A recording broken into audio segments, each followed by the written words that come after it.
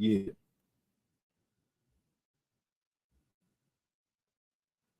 So let me just rewind all this shit. Let me rewind all this. Let me start from the beginning.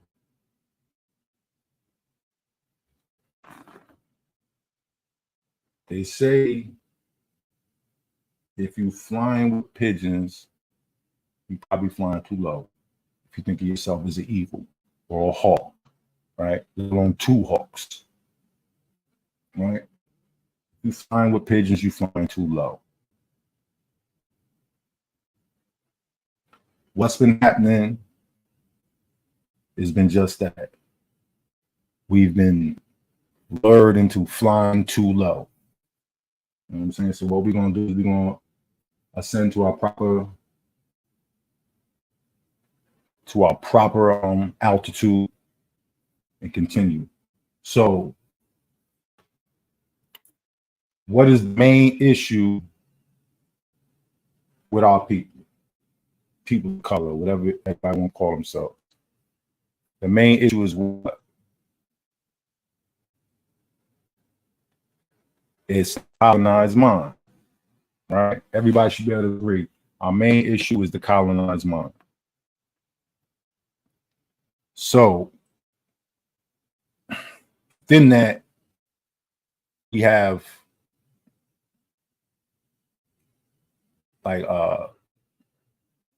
we have a struggle for perspective, right? So I'll give you an example. I always speak about this. I always talk about this example. That would be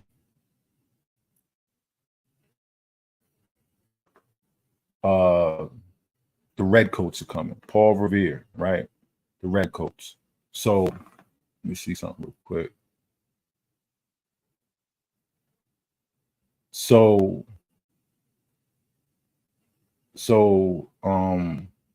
if you think about the story of Paul Revere, what it was about, right? He rode from village to village, community to community, letting the colonists know the redcoats are coming.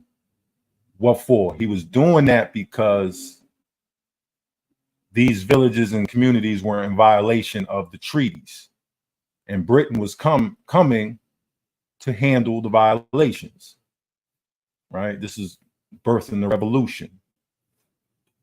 So from an American perspective, the British are coming is a bad thing. If you're an American, if your founding father is George Washington, if your founding fathers are traitors to their nations, the redcoats are coming is a bad thing. But if you are an American and a proud American, you're proud of the United States and the history and everything that they, you know what I mean? You're going to be proud of what Paul Revere did. You're going to be proud of George Washington. These people are going to be your heroes. Right? So when we start talking about United States history, colonial history, if you really want to get a good perspective of it, you'll study it from the British perspective. You'll study it from the perspective of the people who set up the colonies and then lost control of the colonies to their wayward subjects. All right. So if you study history from the British perspective, right? Because you can't study it from your perspective, because who were you then? Who were you during the Revolutionary War? Who were you? What did your people identify with? What language did people speak at that time? That's why everybody got to go into these European books. Peace, Big Pontiac. Peace, Rip Shop. Everybody got to go into the European books because they don't know who they were during these times. They are completely lost. Completely. That's why they got to read books about this and that, and ain't none of their families named or mentioned in them books. They got to study general history because people of color in North America have lost their history. Not everybody, but the majority of the people have been stripped of their history. That's why we're having these fights now. That's why everybody's talking shit to each other. That's why everybody's going through everything that they're going through right now, because we were stripped of our identities. So if you don't know who you were in 1776, what your political position was, what your tribal's political position was, if you don't know if you were indentured, enslaved, whatever the case, right? Disenfranchised, you don't know what the fuck you was doing. And that's what genealogy is about. Everybody trying to figure out what the fuck they was doing when all this shit was going on, right? So it's safe to say people study history books written by scholars from all over the world because they don't know their own history. All right, so they studying everything. They talking about everything. So this brings me back to perspective.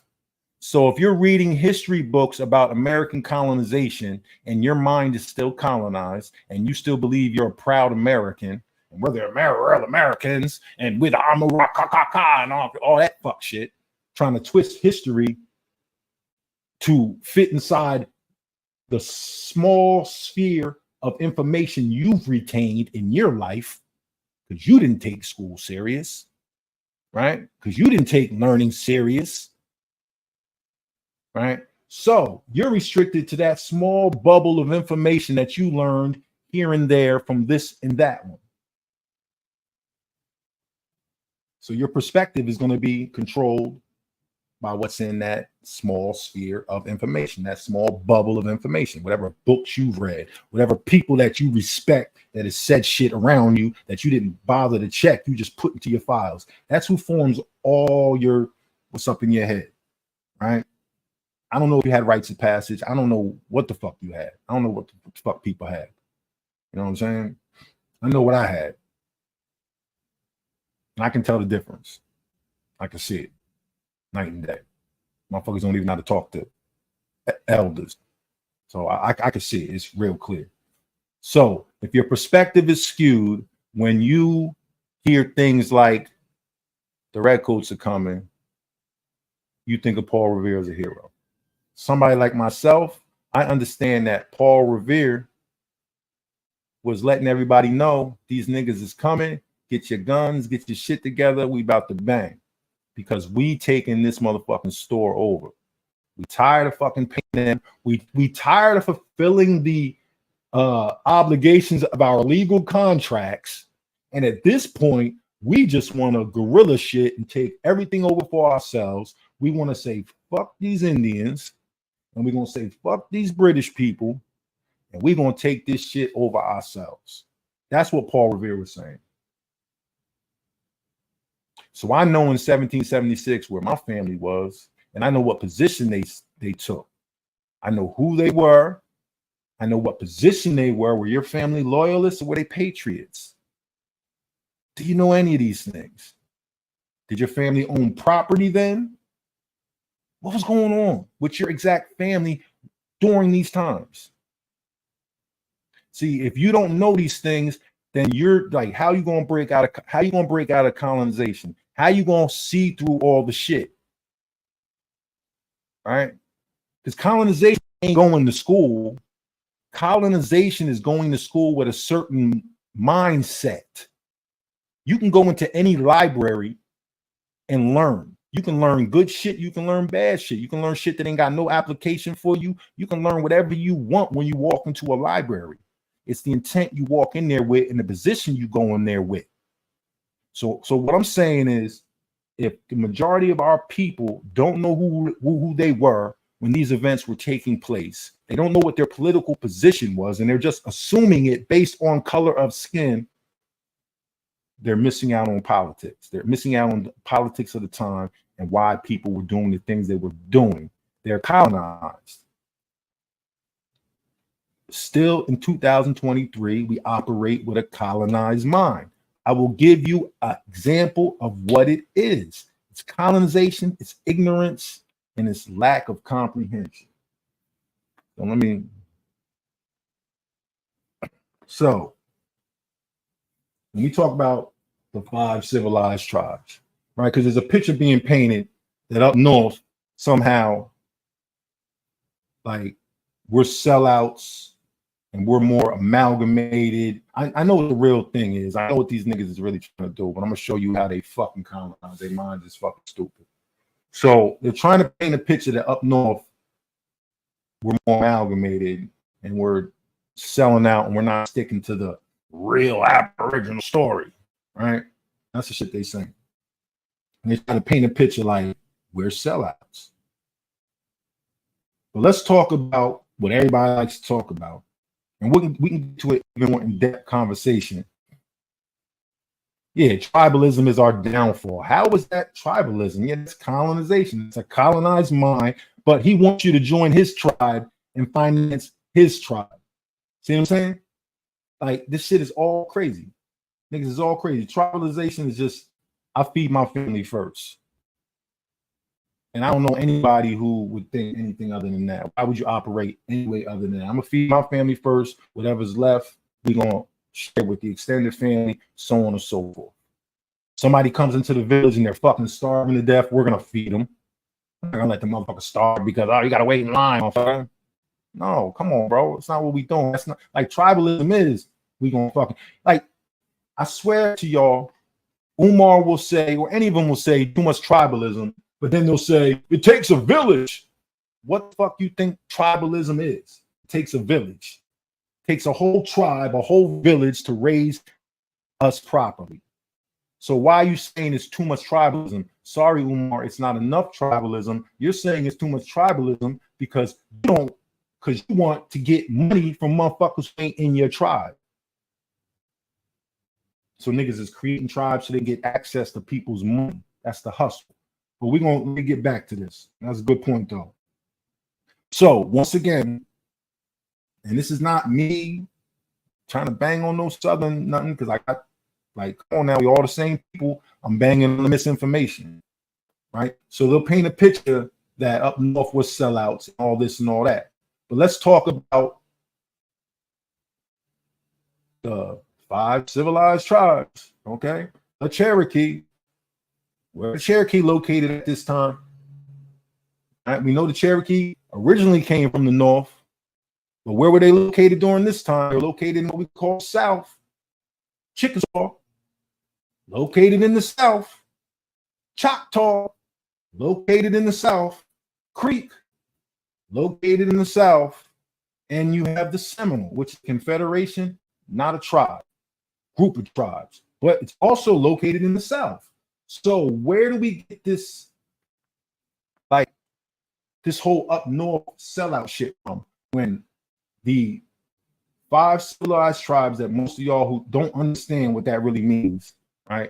The ones y'all have problems with, the ones y'all call $5 Indians, the ones that y'all talk all this shit about are from the fucking South. Somehow that gets pinned on us up north because we active in our tribal nations. So because we're active in our tribal nations, yeah, it's some fed shit. It's some fed shit. It's a sleight of hand shit. So, but that's because motherfuckers is working from a colonized mindset. See, motherfucker working from a colonized mindset, trying to find your history in colonial records. The same records that were kept to maintain the finance, that kept to maintain the economics of a new nation, right? Same documents that included you, but wrote you out of your proper status. Now let's get to how they were able to write you out of your proper status. Why? Because you acquiesced. Yep. If you didn't, you would have ended up on a reservation with your ancestors, with your family. Now, why didn't most of us end up on reservations out west if we Indian? Why? Because we were mixed. That's why. You talk all this stuff about Indians being reclassified as Negroes. the mixed Indians were reclassified as Negroes. That's why you have droves of Indians all over the place that are dark, and they're not called Negroes. They're called whatever their tribe is called. And that's why these people show you these pictures and say, look how dark these people are. Yeah, but they're not Negroes. They're just dark-skinned Apache. Dark-skinned people. See what I'm saying? But they're trying, like, shit's crazy. But it's a colonial perspective. Why? Because colonization took what away from you? Your identity. So if colonization took your identity away from you, that means you can't identify with your actual, like, what gives you identity? What defines identity? Let's see what defines identity. What defines identity? Like I said, I talk to this thing stupid. I talk to it like I'm stupid. What defines identity? Real simple. What is self-identity? Okay. The mind believes in whatever you say. Let me get to this.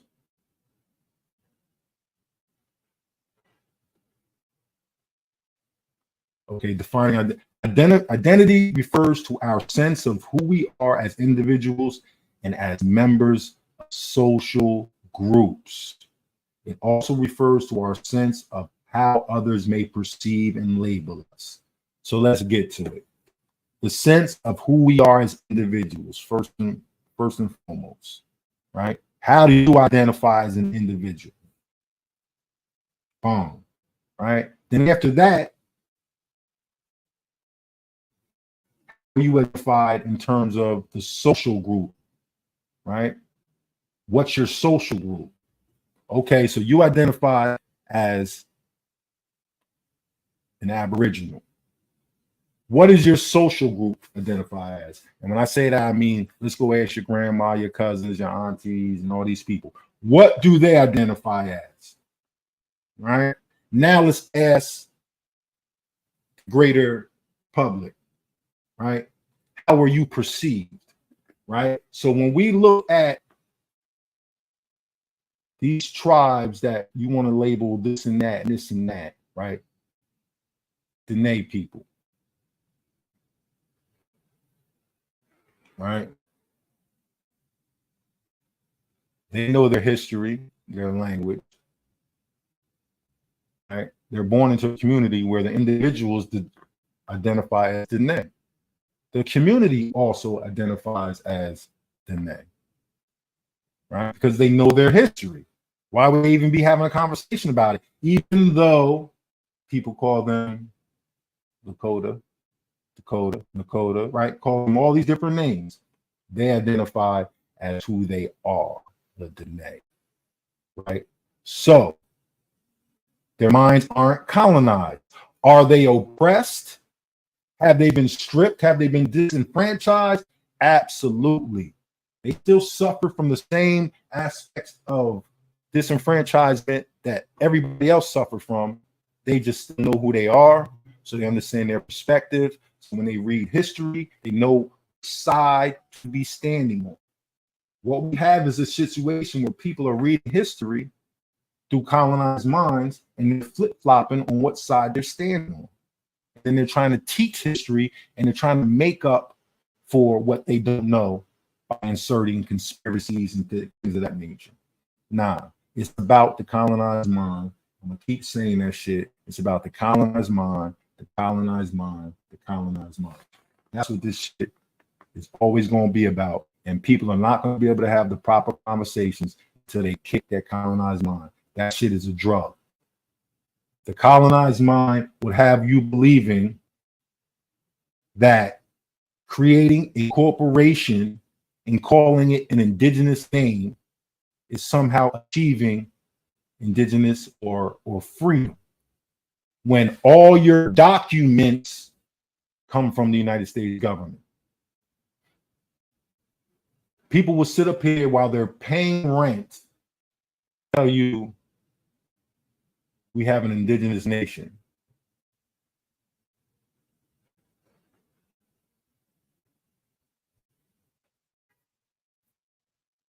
Right? Now, as individuals, yeah, they could be paying rent for their own little apartment. But I'm talking about as the nation. Where's your land? I don't care if it's just a little piece. Where's your claims? See what I'm saying?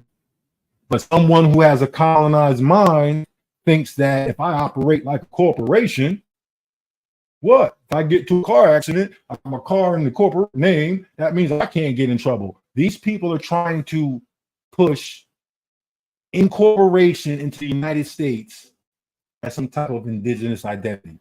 I'm not going to say your name, but you know what you're doing, bro. No, I will say your name. Ali Muhammad, you know what you're doing, bro. You have a corporation, you have a community that's under a corporate situation, an organization. You're registered at the UN as an organization, not an indigenous nation. But you're telling people you're an indigenous nation because you've made it up in your head. Just like the Moors do. They get a little tax refund and all that shit because they're a religious organization. That's why they don't have to be taxed. It's insane what's going on. But all that is the colonized mind. That is an oppressed person trying to find remedy within the system, right? And because of that, their minds have become or still operate in a colonial perspective.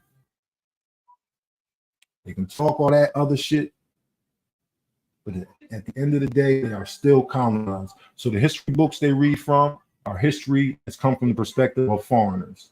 That's why people are arguing over the term Negro. Were there Negroes in America? No, it was the word Negro wasn't in America. So how the fuck could there have been Negroes in America?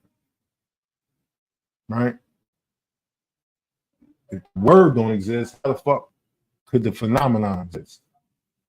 Because the word is predicated on the phenomenon. Meaning you don't name something until you fucking see it. You don't talk about something until you experience it. Not then. Maybe now you can turn something on TV and watch it, but you still have to experience it. Only weirdos talk about things that they've never experienced. And even within that, they talk about it like the authority of it. I'm sending you niggas to the moon. So, the Mestizo concept. Whose concept is it? Mulatto. Whose concept is it? And in order to actually not be subject to these, you got to understand them. You got to understand the perspective that they're being applied to and everything, right? Who the fuck are Negroes? And when the fuck did the people of America become primarily Negro?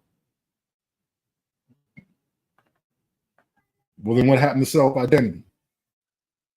So y'all want me to argue with you over what foreigners called us, called the people that was here.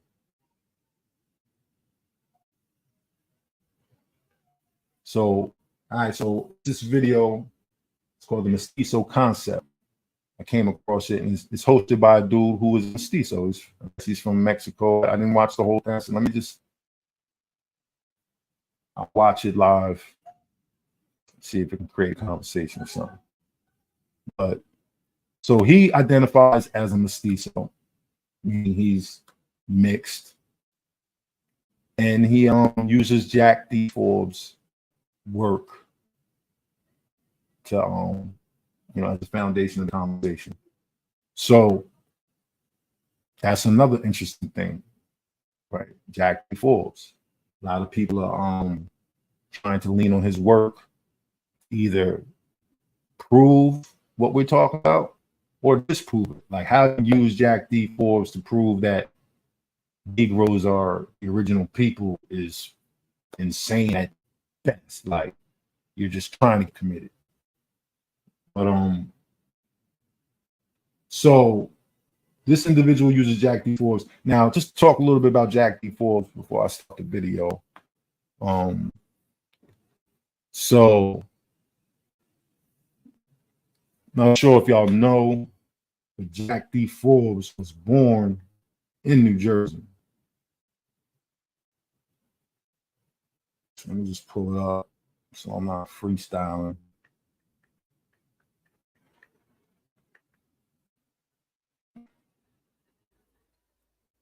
All right, so let me pull him up. And it's crazy, you got people calling him a pretend Indian. That's cool. If Jack D. Forbes at this point is a pretend Indian, then maybe that's not such a bad company to be mentioned in. Like, this shit crazy.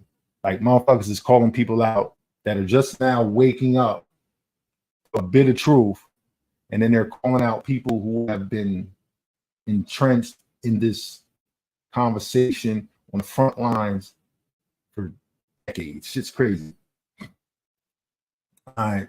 So it says Jack D. Forbes was an American historian, writer, scholar, and political activist, which is important. Political activism, like that means they were on the front line. That means they put their reputation on the line. That means they wasn't just talk crazy on the internet. Because guess what? Wasn't no internet. You really had to have boots on the ground and be out there. That's why. Oh, that's another conversation. I'm gonna fall back. American Indian movement. We're gonna talk about that too, and all the dumb shit. And I feel like really calling people up here and having them explain it to me, but I'm not in a bad space with them, and I want to leave it like that. But y'all was at the forefront of teaching motherfuckers the civil rights was about, the Indian civil rights movement was about Negroes. And you don't know that's a motherfucking lie. That shit was about AIM, the American Indian movement. And they got included in the civil rights plan, like bill 2 days before they passed the bill. Like,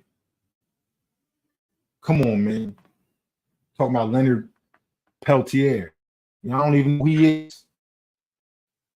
How y'all gonna give credit to the organization that is famously known for Standing Rock to some Negroes? How y'all gonna fix your mouth to try to say the Indian Civil Rights Bill was about Negroes? Why? I'll tell y'all why. Because because in the bill it talks about Indians in urban areas and in ghettos. So they assumed that those Indians in urban areas and ghettos means all black people. No, it means Indian in urban areas and ghettos. People like Ernie Panacoli, he would have fit the bill. You understand? Because they wasn't writing that for motherfuckers who was considered. They were writing that for people who you can look at and go, oh, that's an Indian. Fuck you doing in the projects. And the shit started in Minneapolis, Minnesota. Shit had nothing to do with Negroes. That shit's crazy. Let me finish this Jack D. Forbes. So it says,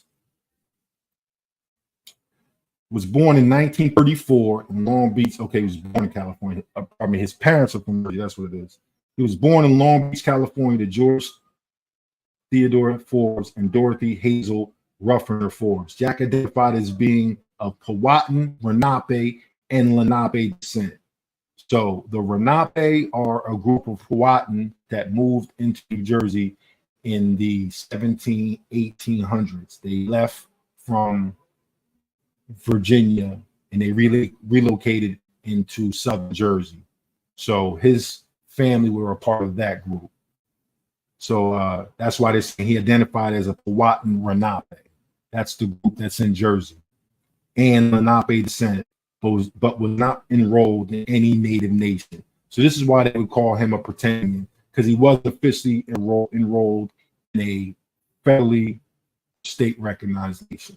But that wouldn't have been uncommon in 1934, because not all that's not what was going on then.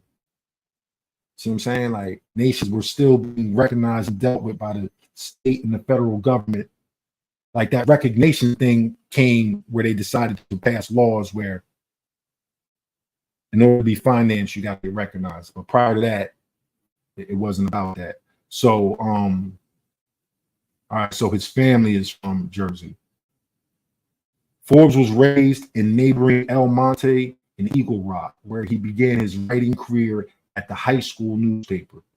All right, so in the early 1960s, Forbes became active as an organizer for Native American movements, which asserted the right to sovereignty and resisting assimilation into the majority culture. Assimilation, that's called colonization, being colonized. Motherfuckers been fighting it forever, never stopped, right? Native Americans in the West Coast were active, gaining national attention with such demonstrations as the occupation of Alcatraz Island, which was done by the American Indian Movement, which is the group that fought for American Indian civil rights, which was a separate thing from Negro civil rights, but they got merged together 2 days before the bill was passed. Doesn't mean it's the same bill. It's just two different groups being covered under the same bill. It doesn't mean the two different groups are the same people. Stop misleading everybody. So it says they push for better education and departments of Native American studies to be established at major universities, as well as civil rights. In the same area, various tribes filed land claims suits against federal governments or states over long contested issues. Right? So don't let these people keep conflating you to make you think this was all one giant movement. It was multiple movements that all kind of met at the same point. In 1971, Forbes was among the founders of the Degawenda Quetzalcoatl University, commonly referred to as DQ University, a two-year college located near Davis, California. It was the first tribal college in California and closed for classes in 2005. Forbes taught there for 25 years and served on the board. All right, so we could continue to go on who this man was, but he had major contributions. He was a part of the struggle, and personally for me, his books were some of the first books that were kind of given to us or we came across. My aunt had one, and I always look through it, try to understand what do you mean we're Black Indians? You know, that's just the term. So nobody's explaining to you something you're trying to figure out. So I would open books that I would see that, and Jack D. Forbes' book, one of those books. That's why I've been familiar with him all my life. But what we're about to do now is get into this video. But before we get into the video, I'm going to show you something that's relevant to this conversation. Okay. So let me bring this in. No, not that part, man. Bring this in. Okay. So here we go.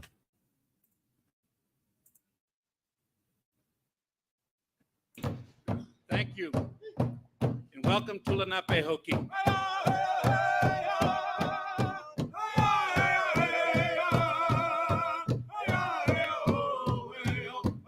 There have been many important gatherings in the history of this great city. We think our gathering here ranks among them. On this day. All right, so this is a gathering that happened in 2009 here in Manhattan, gathering of the Lenape nations from Canada to the West to the groups that were here, right? Like I know many of these people, like woman here in the red, passed away now. Give her honor and respect. She was a language teacher. She's one of the language teachers that came from Canada. Right? That was Cousin Kala's actual teacher. All right, she's passed away now. She's been gone. So send up our prayers to her and her family. But these are people that, what I'm showing you is people that are a part of the communities that we're in, because what we're talking about is not something that just popped up. Right? So this is The 2009. collegiate church acknowledges publicly the role it played in the cultural marginalization and physical dispersion of the Lenape people. The Lenape were a peace-loving people, seeking to live in All right, so he's the chief. I believe he's from one of the Oklahoma. He's a delegate from Oklahoma. All right. harmony with the natural world. In our language, we called ourselves the original people. As a peace-loving and spiritual people, our ancestors were not the owners of the land, but the stewards of that. We could never sell the land any more than the winds, the clouds, and the great waters. Our misunderstanding of European ways led us eventually away. All right, so real quick, I want to show y'all something.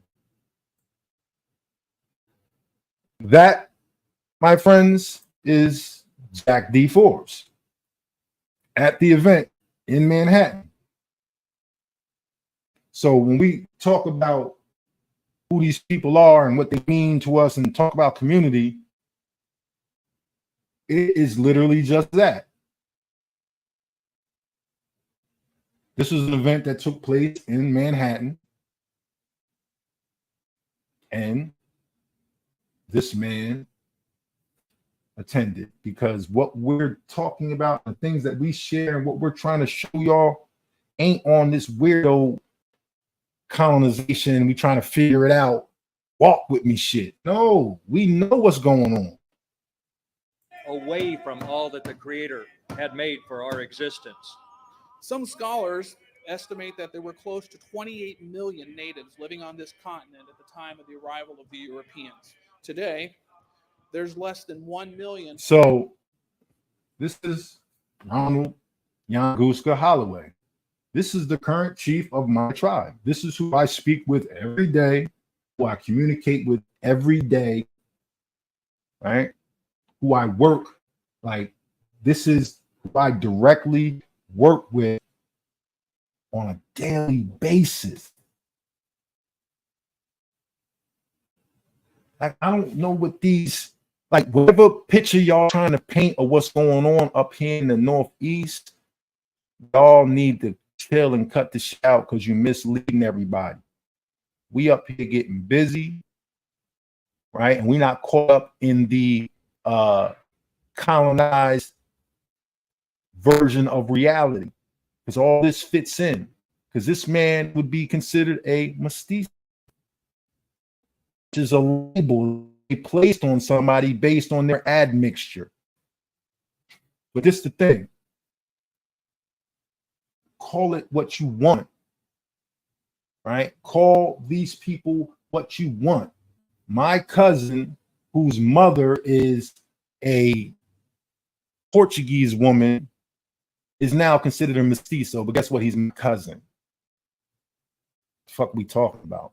Those are all European colonial labels placed on you to divide you up, to say he's less than him because of what? Blood quorum. It's all the same shit, and motherfuckers really be fucking going for that shit.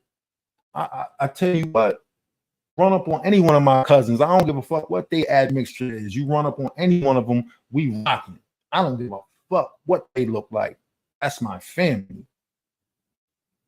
And I'm not going back to my aunt and telling her, oh, I let one of her grandkids get beat up because he's fucking light-skinned, because his hair is straight. Fuck kind of, like, that's what these labels were created to do, to separate families, not just people, whole families. So yeah, this is my chief. I'm proud to say that.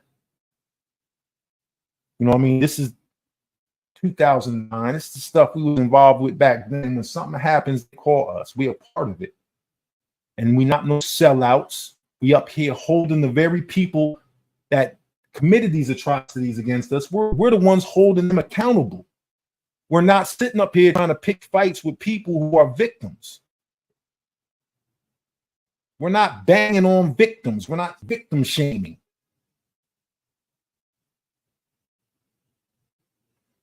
But at the same time, we're not going to let these people who are clear victims create a whole new narrative. No, sit down and learn what really happened so we can all be unified and get together. Find your place. Stop spreading these dumbass rumors. Keep talking about what's going on up north, and all we doing up here is organizing and getting back. All I hear down there is motherfuckers being disorganized and trying to tear down people who are organized. Nigga, you can't steal Ank's fucking organized truth. I mean, organized lie will defeat a disorganized truth. Nigga, you heard Ankh say that shit. Now you trying to repeat the shit. Shut your ass up.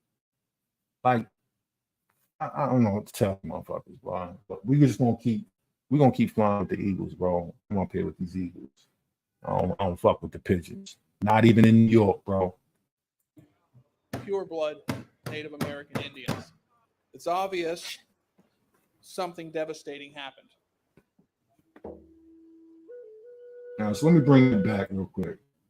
Let me bring that back. Devastating happened. Let me bring that back. You listen to what this man says. There's less than 1 million pure blood Native American Indians. It's obvious something devastating happened.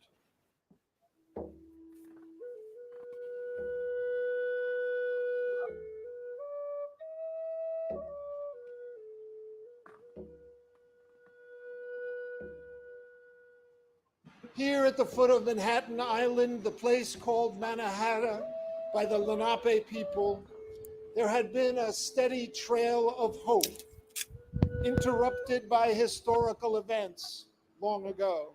We took, borrowed, and bartered from you, our brothers and sisters, viewing you more often as a resource rather than a people with whom to be in relationship.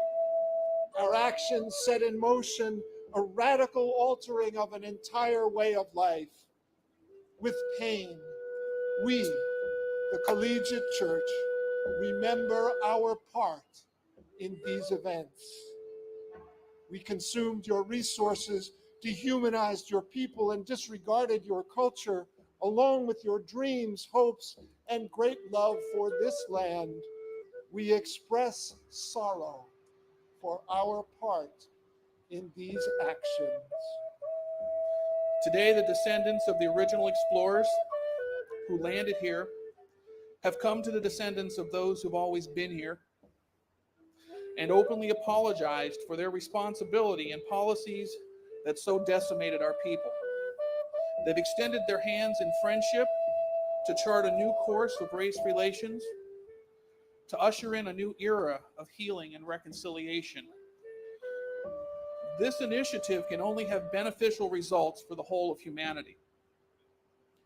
For when humans come to understand their commonality, that all are equal under the eyes of our Creator, that neither skin color, race, nor even religion are a reason to lift one man above another, then and only then can true healing go forth. I had to dig deep into my heart and ask, can I really forgive? And now, after searching heart and soul, I found out that I could say, yes, we forgive you of the atrocities that were committed on our Native brothers and sisters. But don't you forget, we are alive and well, and we are walking beside you. We are not just those Indians you read about at the library and read about in your classrooms. We are knowledgeable. We are progressive. We have a heritage to be proud of. Let's be the generation to move mountains of feelings and heal. That's my wish and prayer. We have learned today that this is not a new world. It is an ancient world, and it is a new day. Going forward, the collegiate church will promote the cultural awareness of Native Americans, Native American arts, and music, dance, and stories will be part of the collegiate emphasis on understanding our history. It is time to move beyond the resurgent, divisive rhetoric that has long divided us as a people. Let us embrace the fact that we are one people first, bound to our shared history of millennia on this very land, and segregated nations second. Let us remember that even through the darkest of days have passed, that the plethora of our communities came together as one to face common cause. As we witness today, in this great reconciliation, we open our hearts and minds to possibilities of united efforts once never imagined possible. Wichiminem, Dilexniminem, Wamikeku, Woteko, Winakot, Nanelekech. I ask that our hearts are home to good thoughts, and our eyes will see everything that is good and beautiful. Wanishi.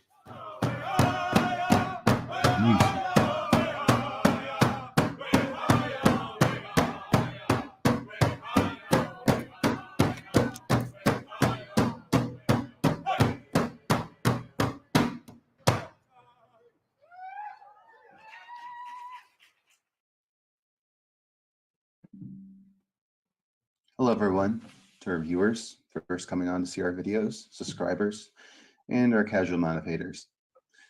Before we start, I'd like to thank those who have, gave their helpful comments, tips, advice, the likes, and those that are subscribing. Like I said, you guys are the ones that give us a lot of the motivation to continue on. So I just wanted to say thank you. The time now is 3:04. June 19th, 2021. Guys, today is going to be a very unique video because, I don't have anyone on. It's just me. Juan Chiloa is currently out.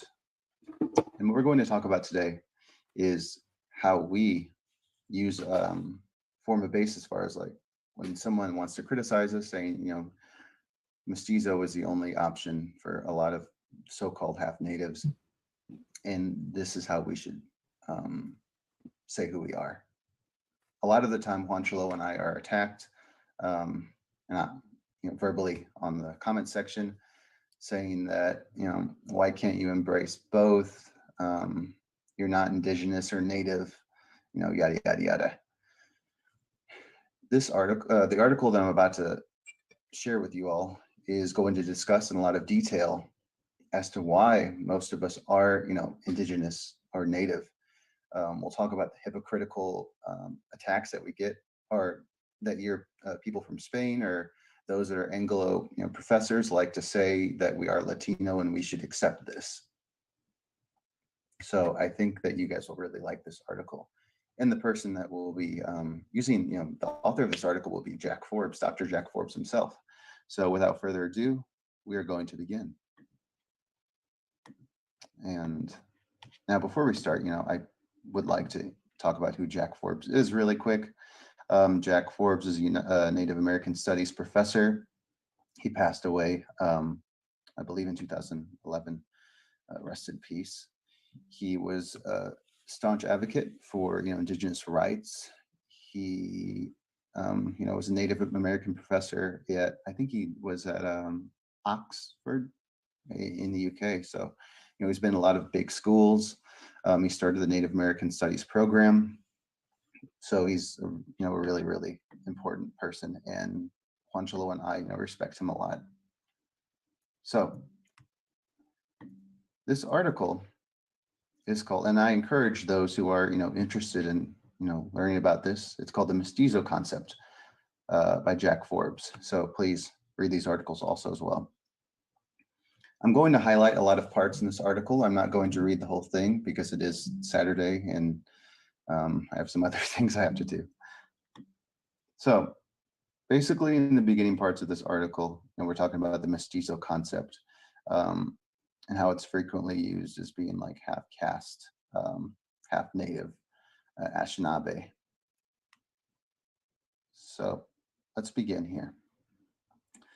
Mestizo people who are not Mestizo. And again, I'll be giving my 2 cents a little bit in here as well. Today, virtually all of the peoples who are categorized as half-caste or Mestizo live in zones where European imperialism has been active during the past several centuries. The South Pacific, the Philippines, Hong Kong, Macau, Vietnam, India, Singapore, South Africa, and throughout Anishinabe-waki. For anyone has any questions as to why Philippines, Hong Kong, Macau, Vietnam, India are used, the Spanish colonized Philippines, the British colonized Hong Kong, the Portuguese, I guess, conquered Macau or colonized Macau, but it wasn't a takeover. It was because of the Opium Wars, if I'm not correct, but that's for another video, another time. Vietnam by the French, India by the UK, Singapore, UK, South Africa, I think it was the Dutch and the UK, and obviously throughout South, Central North America.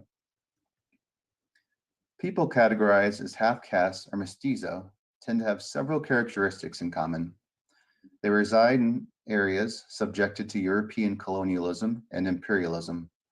They seldom possess the power or resources to determine their own destiny, either political or intellectual, psychological. Their existence is usually a direct byproduct of European imperialism and colonial policy. They are primarily people with both European and non-European ancestry, almost never mixed with European national backgrounds.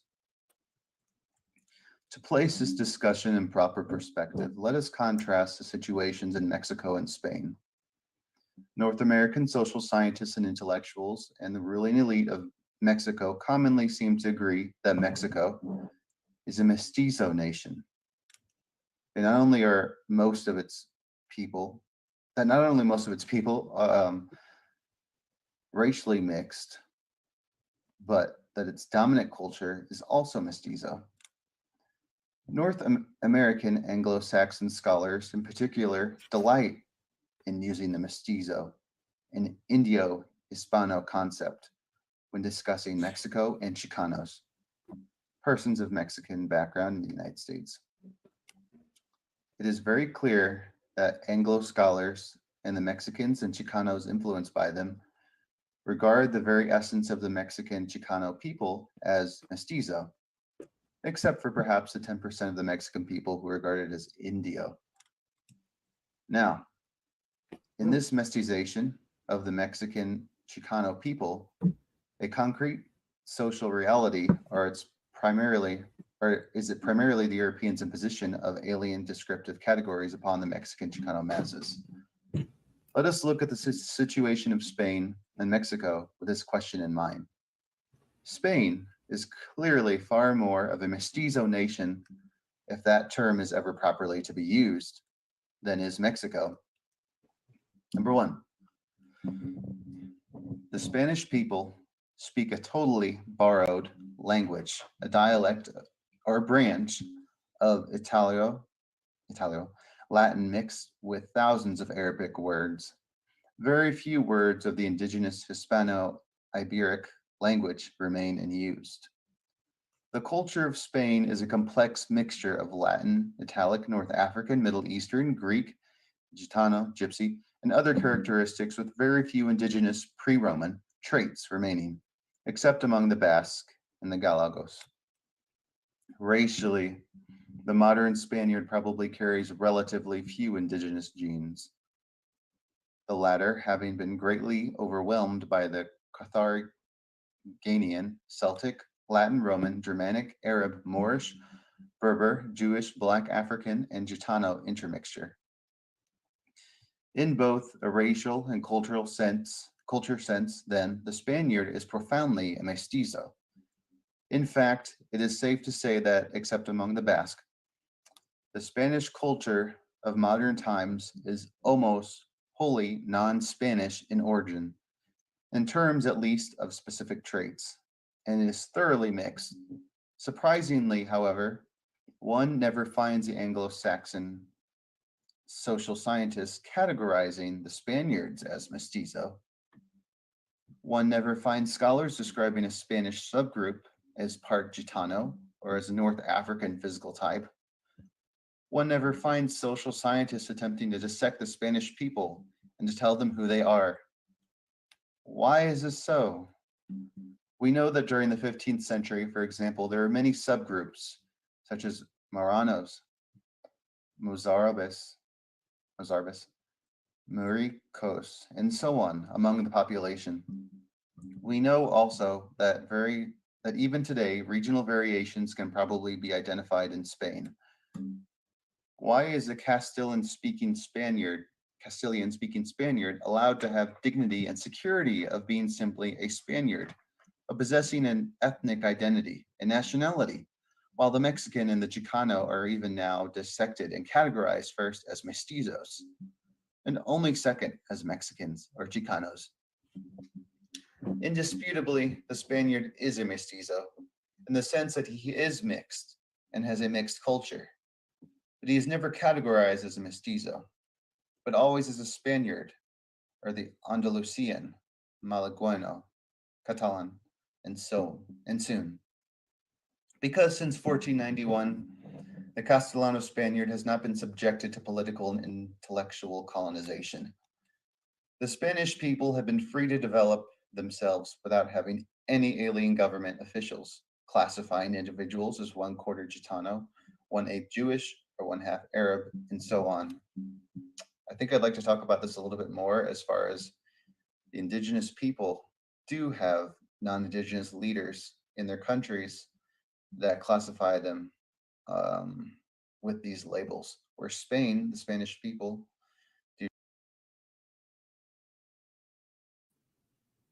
Absolutely. Not indigenous leaders are responsible for the classifications of all people in what you would call the United States of America. And from that part, for probably 90% of the Americas. The people who are responsible for the identities in the United States, North America, right? On the whole, the people who are responsible for the identities that are actually acceptable is the United States government. And it comes out of policies that were instituted when they were trying to oppress and suppress whole demographics of people based on skin color. So when we use these terms freely and argue for them, we're actually doing the colonizer's job. When we're having whole debates over whether we're Negroes or Indians, you're missing the whole point. You're arguing which ditch you want to be in. You're arguing over which water fountain you can drink out of, the colored or the Negro. My concern is the fucking water, not which fountain I drink out of, right? And if that's the case, then we're not looking for any fountains these motherfuckers provide for us. You know what I'm saying? We need the ability to make our own fountains. And if we want to put on there and say whoever the hell that we identify as, because I'm not going to say Indian, I'm not going to say that. Matter of fact, wouldn't even be a sign on there. It would be a fountain for everybody. We wouldn't do that, and we wouldn't play those games. I spoke earlier about the Haitian Revolution. They overthrew the French government, right? A foreign government. So if the first government on any land is the indigenous government, and they have a certain characteristics and criteria that they govern themselves by, right? Traditions. Those traditions predate any foreign government on land. So that foreign government would have to get permission from them people to operate on that land. This is international. So, in the case of Haiti, France took that shit over. Yeah, France took it over. When they revolted, instead of reestablishing their indigenous rights and traditions, they just put people in place to emulate the foreign government. So even though you ran the government out, you still kept everything in place, thus making it a non-indigenous format. And now you've lost. Remember, they call it a third world country for a reason. Dealing with the government, dealing with who you dealing with. If the primary government on any land is the indigenous government. The second government on any land is what? The corporation that makes an agreement with those indigenous people, i.e., the United States. The colonists made an agreement with the tribes, with the individual tribes whose area they were actually in, not all the tribes. Right? So those are actual agreements which allowed them to do business, right? Here, like I'm gonna speak for my people, allowed them to do business in what we call Manhattan, right?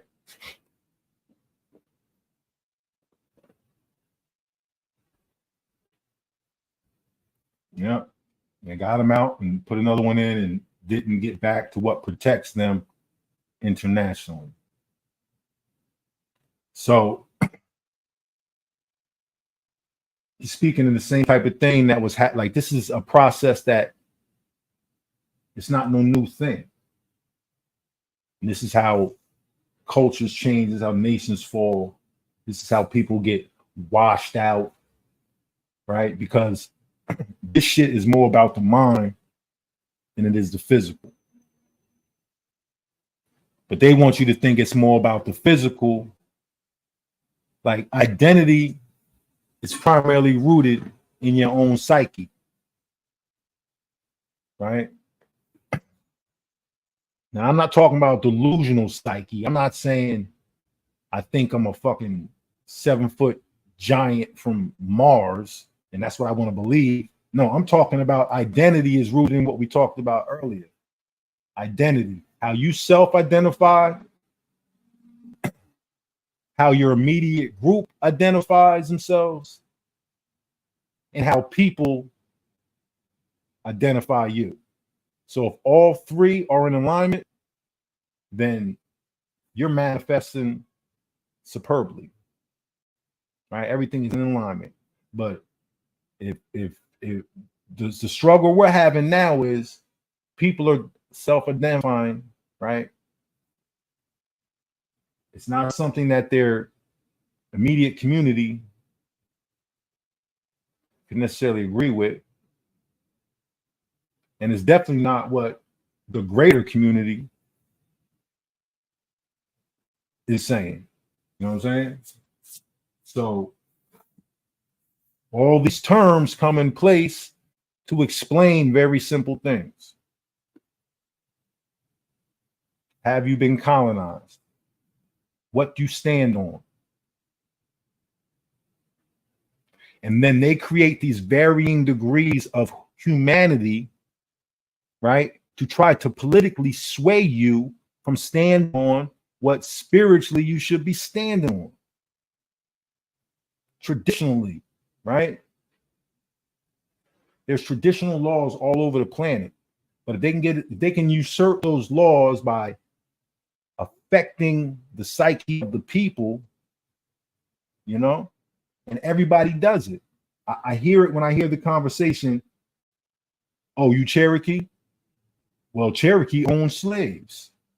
As if Cherokee owning slaves should now make someone of Cherokee descent want to omit the fact that they have Cherokee descent. Like that's a shame tactic, but that's a political tactic. Because the idea of slavery is wrong. And what they're saying is, so you saying you Cherokee, and we know Cherokee owns slaves, so you're a slave owner. They're trying to politically align you with something that, no, that's a spiritual thing. Just because a nigga down the street from me that lived in my community agrees with something, don't mean I individually agree with it. And it definitely don't mean that my whole community agrees with it. And guess what? If my whole community agrees with it, then maybe I need to leave this community. And guess what? That's what was happening in the 1700s, 1800s. There were Cherokee that were actually leaving their communities because their communities were agreeing to institute slavery because they wanted to be supported by the United States government, because they didn't want to be annihilated. There's layers to this shit. So you got a group of people who agree to participate in slavery, all right, because they don't want to be annihilated. Then you have groups from within those communities like, nah, fuck that, we're not doing that. And then motherfuckers left. They went and sought out other family members to go live amongst. So now you got a bunch of Cherokee living in New Jersey. And the ironic thing about those Cherokee, a lot of them, right, at this point, are mixed and of African parents. Why? Because their ancestors, even way back then, why do you think they was like, fuck that? We not staying. Y'all agreeing to slavery, and my kids are half African, and you niggas is agreeing to slavery. We out. This is why tribes were splitting. This is like you had whole chiefs disagreeing with policies and leaving, taking their whole bands and leaving. Like these are the things that was happening. So even when we talk about Cherokee slavery, when we talk about the different things that was taking place, these are all mental attacks on the politics of the people, right? So if I can convince you you're slightly different than your brother because you're lighter than him, right? If you and your brother have the same mother but different fathers, right? The one with the white father gets treated better than the one with the black father based on appearance. That right there sets a standard. That's colonization. And the moment the lighter brother doesn't step up for his darker brother, colonization has won. And now when we look at that on a community level, on a family level, on a tribal and national level, you understand that all this shit is just about spiritual nature of people and us being under threat, duress, and coercion. Like it's fucking all this bullshit is just based on labels that's designed to affect your politics. And it has. Do not have non-Spanish people in these administrative positions telling them what they are and they are not. They have not had foreign scholars investigating them, trying to understand them, and then developing conceptualization which dominate the thinking of even native intellectuals. In short, the Spaniard has been free to define his own nationality in categories of existence. I think Jose Vasconcelos in Mexico would be a perfect example of this. He was not a native person, and yet he believed that most indigenous native people with some whatever variant or quarter of native blood should be considered mestizo and should embrace that, thus erasing indigenous identity in favor of a more European look. Now that right there is imposing your traditions and customs on other people. Because let me tell you, that whole concept of the one drop rule come from the idea that if you had one drop of Indian blood in you, you was an Indian. That was a common concept amongst the Indians. Like this, the way it's being used now, it's insane.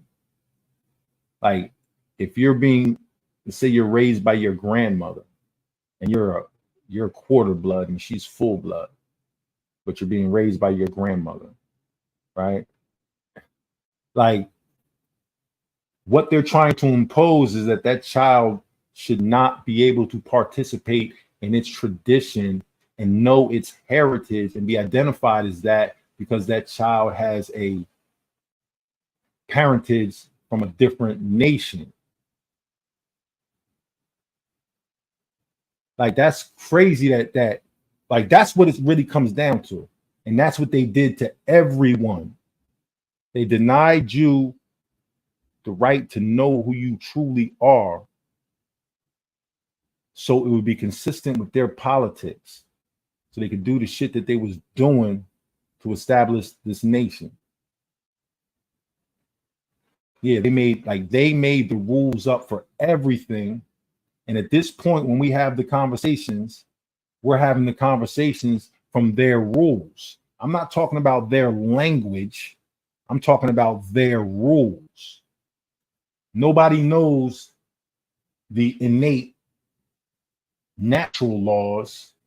Everybody knows the European codes and customs and acts and laws that are prescribed by people who obviously have criminal backgrounds. I mean, they stole a whole fucking continent. You know what I'm saying? So these are the ones, these are the tools that are being used to debate.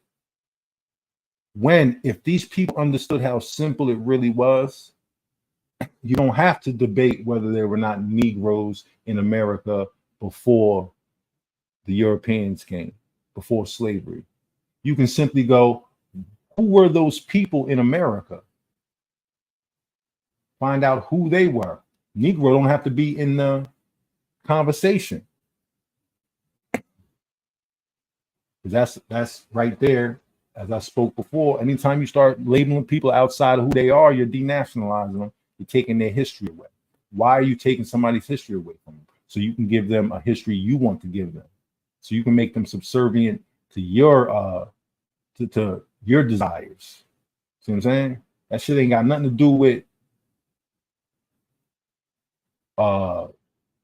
we gonna help these people find out. No, that shit ain't got nothing to do with nothing. That shit got everything to do with, listen,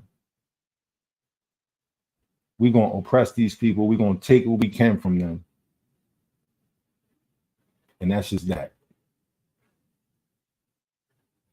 And they can't know who they are or their, I'm not going to say their rights, but they can't know as a group of people what the remedy is for what's happened.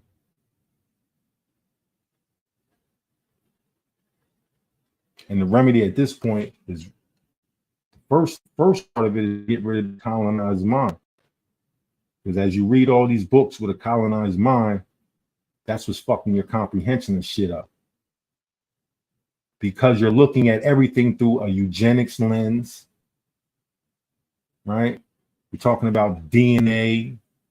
You're talking about all this stuff which is based on science, which is cool if you're having a scientific conversation.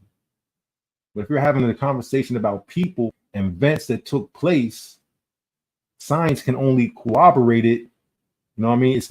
It can't speak for, like when you have these scientific conversations, you're not factoring into the fact that these are families that you're trying to scientifically divide based on the science. Meaning there's a backstory to these things that you don't know nothing about. You don't know why this girl whose genetics is primarily West African has lived her whole life as an Indian. Science can't tell you that. Only her story can tell you that. Peace, bro. Peace. Good to have you, bro. Like, Only her story can tell you why she is saying the things she's saying. That's it, not science. Science can verify whatever you want, and nobody's denying that. But to know somebody's story, how they came to this point, you have to talk to people, right? Got to talk to them, not about them or at them. Just talk to them. And when you do talk to them, talk with the idea that you're seeking understanding. And when you can do that, like all this shit that everybody's going back and forth about, arguing about, being dishonest about, you just have an actual conversation, talk with each other. The shit will get worked out. Now, I understand people agree to disagree, but when you agree to disagree on facts, that's okay. Well, we can't have these conversations because at some point we got to have closure, got to have conclusions. Can't keep arguing the same shit around and around and around and around. Ain't gonna get nowhere, especially if that shit is keeping people from moving to the next level where they can actually do something, some physical work that's gonna get something done. Like at some point, we got to say, okay, this shit has been proven false. We put it up, putting it to the side. You know what I mean? Like, it's ways we can improve ourselves and get out of this conundrum, get off this hamster wheel that we've been on. But it's probably going to take some discipline. It's going to take the things that our ancestors already had and achieved that we lost in the past 50 years, probably 70 years, 80 years.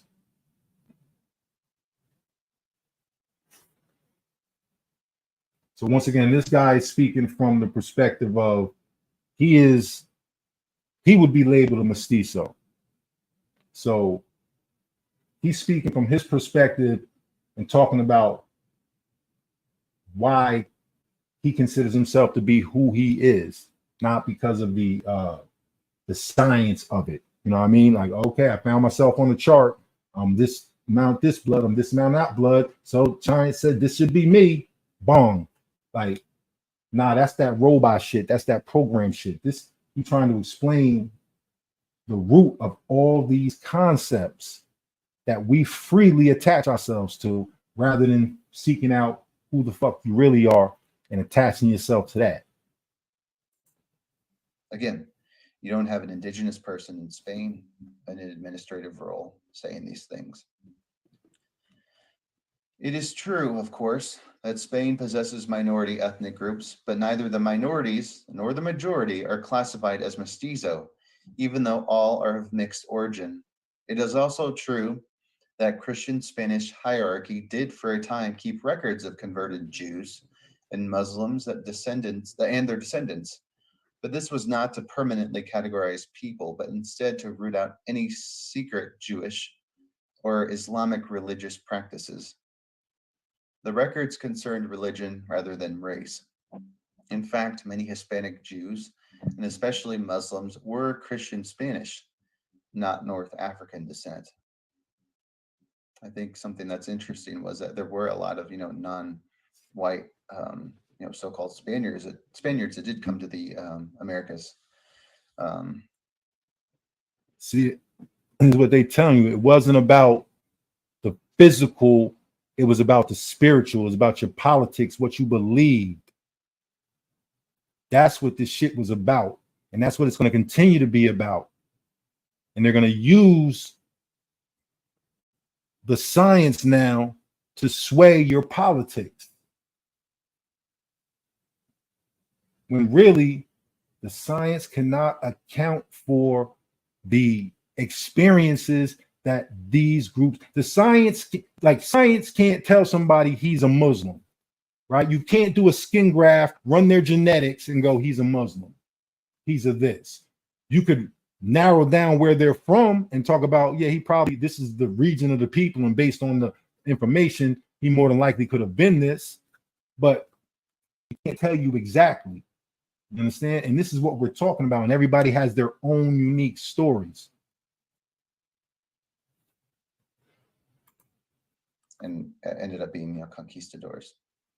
One, for example, actually was an African conquistador. I think he was formerly a slave, and then he worked his way up into the ranks.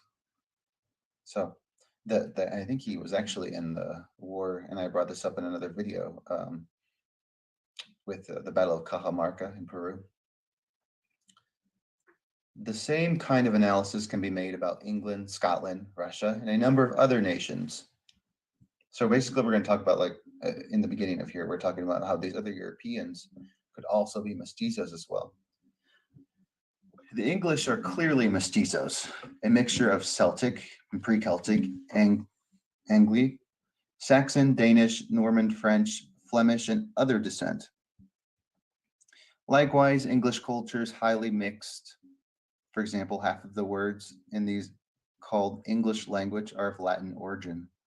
The English practice a foreign religion, Christianity, and the great bulk of contemporary English characteristics are of foreign origin, including even tea drinking. It is safe to say that the modern Englishman has very little in common with the Britons in pre-Roman times, even with the Anglo-Saxons before Christianity. The Scots are, of course, a mixture of Pictish, Gaelic, Norse, Norman, French, Flemish, English, Anglo-Saxon, and other stocks. Culturally, a little remains, except for a few place names from the indigenous Picts. Even the culture and when we talk about indigenous, we're talking about obviously indigenous Europeans. Even the culture of invading Scots come from Ireland, have been eroded to such an extent that the Scottish language is spoken only in a few remote regions and is officially ignored by the government, except for some colorful Highland characteristics. Here is left of purely Celtic origin, although many Celtic, Germanic, and Latin traits have mixed together to produce modern Scottish culture. The Russians continue to speak their native Slavic language, but their culture is extremely mixed, showing Greek, Turkish, Mongol, and German influences. Racially, the Russians have absorbed large quantities of Finnish, Khazar, Turkic, Mongol, Greek, and other alien ancestry. Interestingly, the English, Scots, and Russians, like the Spanish, are never categorized as mestizos. Seldom does one ever ask a Scotsman if he is part Norman, French, nor indeed does anyone ever ask a Scotsman if he even has a drop of Celtic, Pictish Scottish blood. Some questions are seemingly only asked of knocked down, conquered, colonized, and powerless people, a lot of them being, so-called non-white. The same kind of analysis can be made of almost all major ethnic groups. The Chinese, Japanese, East Indians, Arabs, Turks, and so on. Almost all such peoples possess a mixed racial heritage and mixed culture, but they are not mestizos, even when their ancient race and culture have been almost totally erased or altered. Furthermore, modern Mexican and Chicano people possess far greater connection with their ancient Mexican past than many European groups do with their respective past. For example, the Mexicans and Chicanos of today are perhaps 80% native Anishinabe descent, while only 20% of their ancestry is of European, North African, African, and Asian descent. In contrast, it is likely that Spaniards possess relatively little pre-Roman ancestry, native Iberian, certainly less than 80%. The Mexican and Chicano people's modern language, Spanish, possesses several thousand native Mexican words, while the Spanish is wholly non-Iberian in origin. The native religions of Spain have almost, if not completely, disappeared. In Mexico, however, the native religion has survived in many regions and has modified Christianity. Furthermore, Christianity is as foreign to Spain as it is to Mexico. The modern culture of Spain is almost entirely non-Iberian in thought. In contrast, the culture of Mexico, even among Spanish-speaking people, is to a significant degree of native origin. In short, the Mexicans and Chicanos possess far greater continuity with their native past than do the Spaniards, and yet the Spanish are categorized as unified people, in spite of great regional variations, while the Mexicans and Chicanos must perpetually carry the burden of genuflecting before the idol of Mestizaje. Ethnicity and integration. And again, I won't read all of this. Many social scientists have written about Mexican villages as mestizo villages and Indian villages, in point of fact that there is no racial difference existing between such villages. But even if there were, I would challenge the idea that there are mestizo villages in Mexico. It is true, of course, that one can find pueblos in Mexico where the culture of the people can be traced to Spain, North Africa, and in the Middle East, as well as to native Mexico. But this historical fact of mixture does not in itself produce a mestizo village. If I were to visit such a pueblo, we would find that the people possess an integrated culture perceived as being their very own. They have no conscious concept of being mixed, but instead a sense of unity and wholeness. To categorize them as living in a mestizo village is as non-essential as would be to say that Davis, California is a mestizo town because of the people's diverse ethnic origins and historically mixed culture. Most people possess a mixed culture and mixed ethnic background. To say, therefore, that a village is mixed with an integrated community is to either lie or to add nothing new to our knowledge of that village. It is true that there are cities, villages, and even entire regions where people of different ethnic loyalties and culture are living in close juxtaposition, as the Greeks and Turks in Istanbul. Such a place can be regarded as being multi-ethnic or bi-ethnic, but is not truly mixed precisely because the different ethnic groups are separate, although geographically intermingled. Mestizo and such comparable terms imply outmost belonging to no ethnic group or casta. People who possess a national or ethnic identity, no matter how much they have mixed historically with their people, can never be mestizo. So I think what we're trying to get out of this part is that obviously, a lot of even not just Europe, but in Asia, they're categorized as being of one group. Spain, the British, Russians, Chinese, but you don't have a majority populace being called mestizo, especially under, foreign administrators, as I will say. So Dr. Forbes continues to go on to say how the differences talk about, cultures and whatnot, and how a lot of these cultures in native in the Americas are not really mestizo. The Bulgarian people, for example, have shifted their homeland, changed their. I should probably read this part. A people who possess an integrated culture, especially a gradually changing, relatively stable one, are also not mestizo culturally.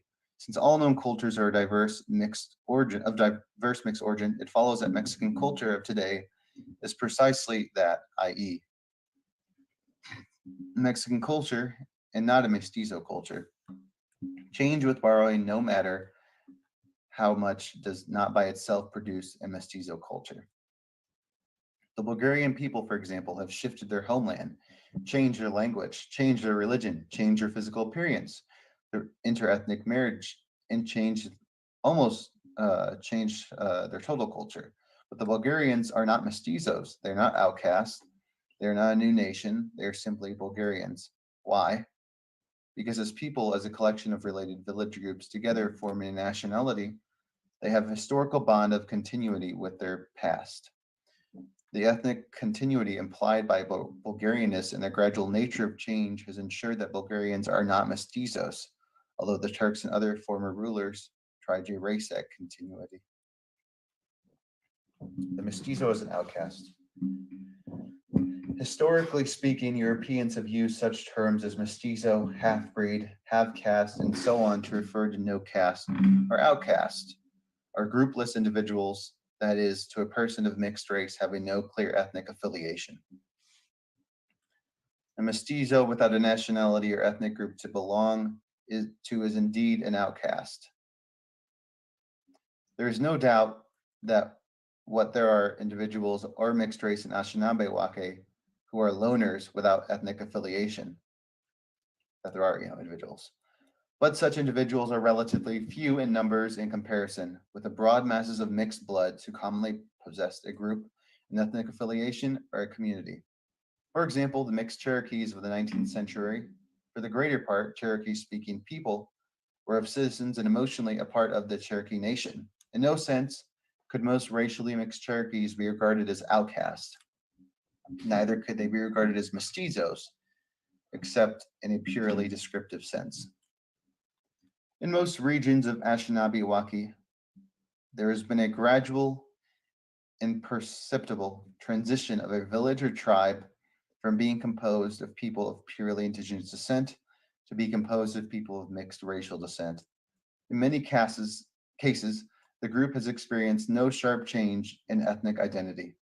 Thus, many North American Anishinaabe groups have changed from being racially Indian to being racially mixed.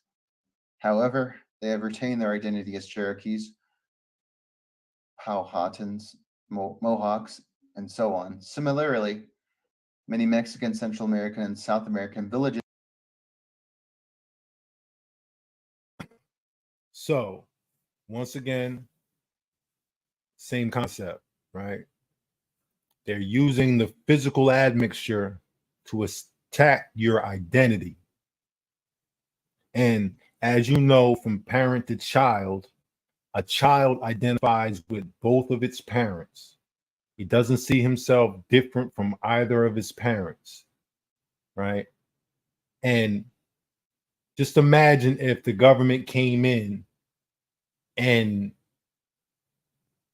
because you might look more like your father than your mother, try to use that as a wedge to drive a wedge between you and not just one of your parents, but both of your parents.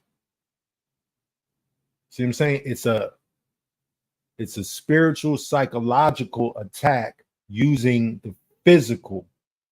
And the physical is the math behind your genetics. So they're trying to tell you based on your genetics, you should be and identify this way. But at the same time, they're telling a whole group of people, irregardless of your genetics, you can act however you want. In fact, we'll change the laws. So, if you see the type of witchcraft fuckery that's going on, they're explaining to you in this video what everyone is having an issue with. They're arguing over exonyms, xenonyms, names and identities and descriptions that foreigners placed on you.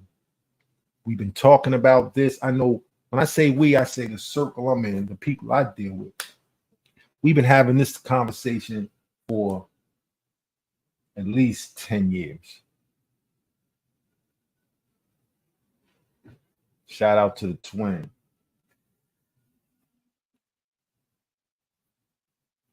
They out in North Carolina right now doing their thing. But yeah, this conversation about exonyms, xenonyms, that's what this shit is all about. And that's what everybody's arguing over, talking about was there Negroes in America. And trying to prove everybody you're a Negro based on what somebody labeled you. Not realizing, no, you identify with who you are based on your family and your upbringing. Just have gradually acquired European or African admixture without any sharp transition. Although in some instances, the people have come to regard themselves as no longer being Indios because the government and racist custom regards the term Indio as a derogatory one. An example of the later trend is the gradual disappearance of the Apata people of Eastern Sonora.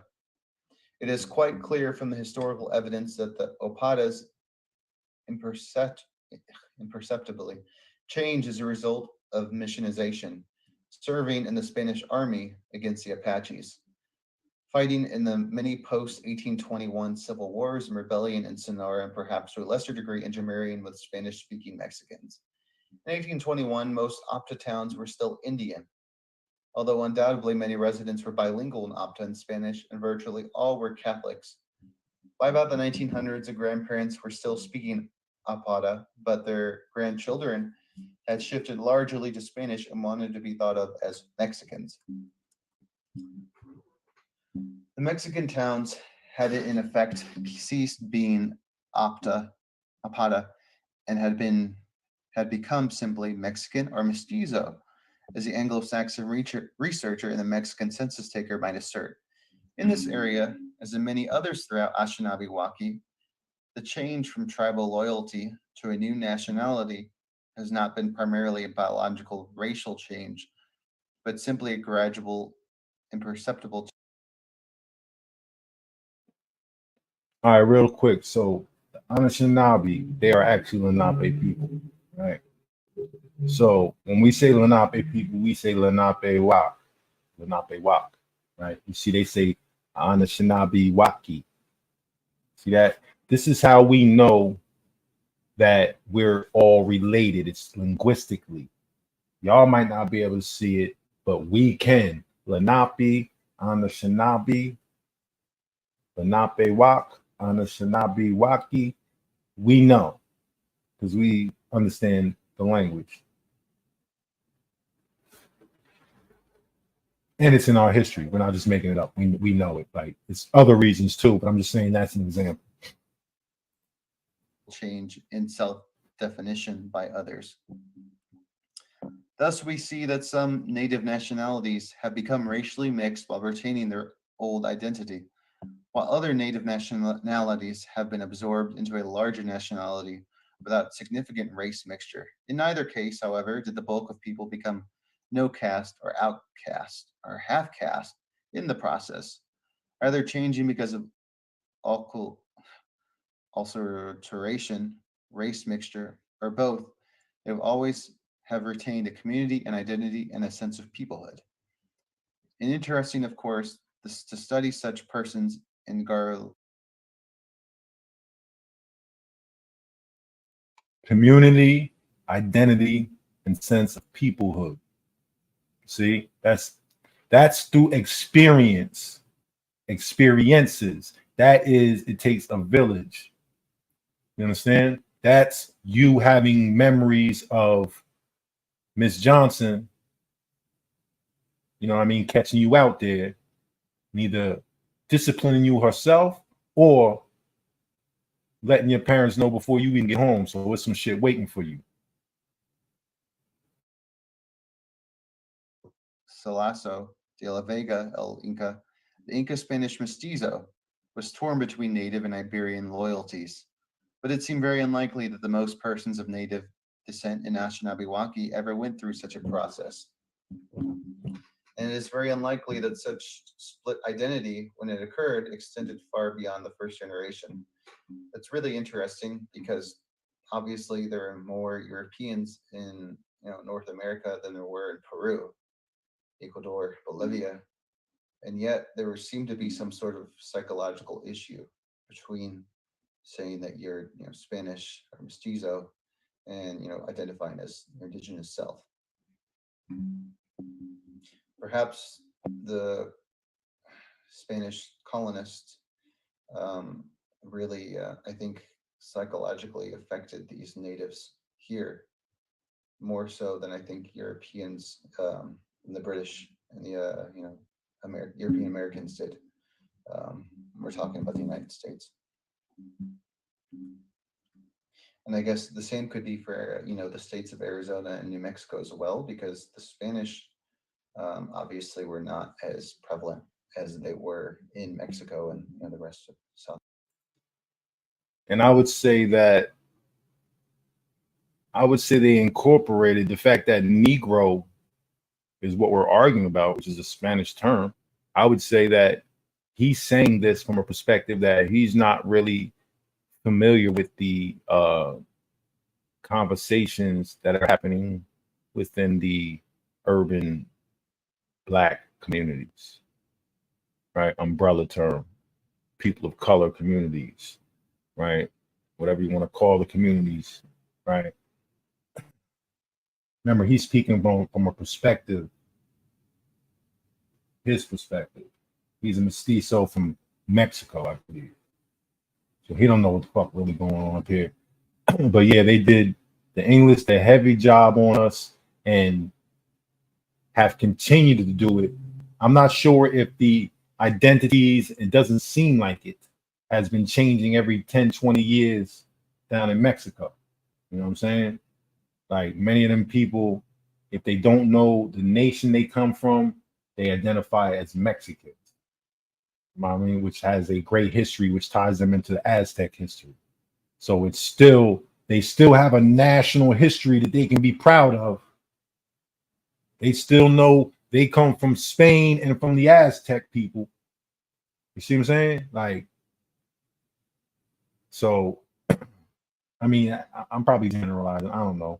But I would think, it just seems to me that the people of Central America, or pardon me, North America, as in Mexico, have more of a connection with their indigenous ancestry, whether they know their exact tribes or not.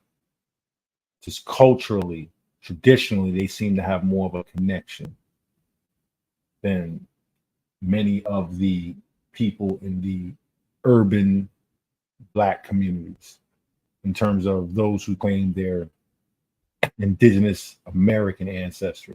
I don't see as much of the traditions left over amongst the people. I still see it all over. When I went to Mexico, I saw it everywhere. I saw like indigenous culture everywhere. You know what I mean? Maybe that was me, just a foreign perspective. South America. The mestizo, as outcast, is simply not a significant reality in Anishinabe-waki. Instead of inventing collections of no caste individuals, we should concentrate on our attention upon the history of real people, tribes, villages, bands, towns, religions, and nations. Okay. It's the bulk of our reading here. One of the fundamental principles of the European invaders, and especially of the Spaniards, was to follow the policy of divide and conquer, or keep divided and in control. This policy pitted native against native and tribe against tribe until Spanish control was established. Later, this same policy prevented a common front of oppressed people from developing and creating tensions and jealousies between the different sectors of the population. The Spaniards were shrewd colonists. They gave minor privileges, uniforms, batons of office, and the right to collect tribute to Saques chiefs in order that native leadership would prevent their people from rebelling.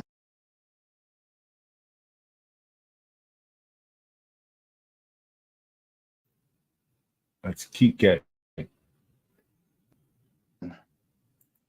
So, uprisings.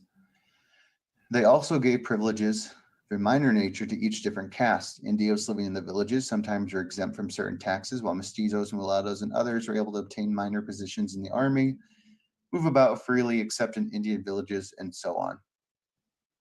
People with some degree of European ancestry were ordinarily able to wear European-style clothing and obtain concessions not available to most Anishinaabe Indians. A racist system was created by the Spaniards, which favored light skin and European descent.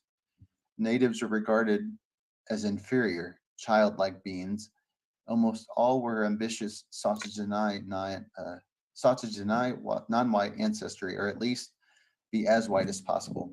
So I always think it's funny with the pro-Hispanics, pro-Latinidades that were for a Spanish-dominated system, especially those that are in fact native.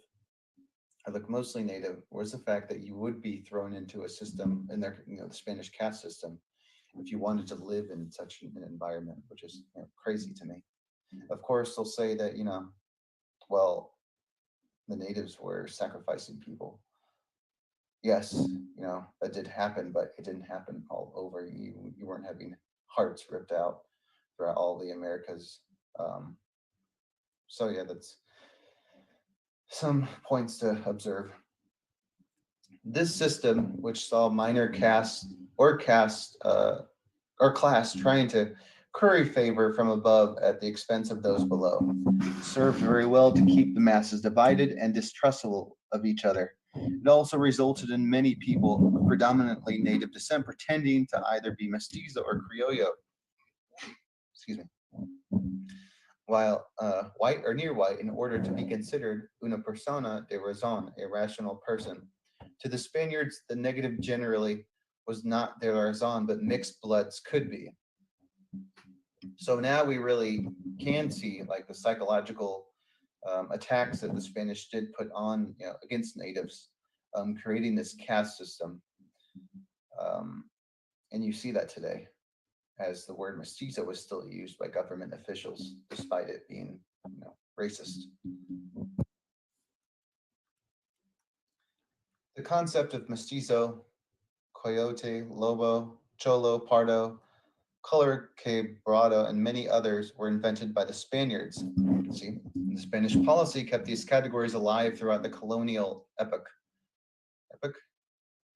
Were those concepts of any real objective value apart from being useful to the ruling class? It is extremely doubtful that if the differences between a coyote, 3/4 Anishinabe, a mestizo, 1/2 Anishinabe, a lobo, Anishinabe African, a pardo Anishinabe African European, and so on, were at all significant, except insofar as the Spanish rulers sought to make them significant. It is true that there may have been cultural differences between natives and mixed blood speaking a native language and living in a native village on one hand, and Spanish-speaking person of whatever ancestry on the other hand. But the difference. Now, let me just say this. None of these concepts existed within tribal communities. The idea of being mixed, that didn't exist because there is something in place.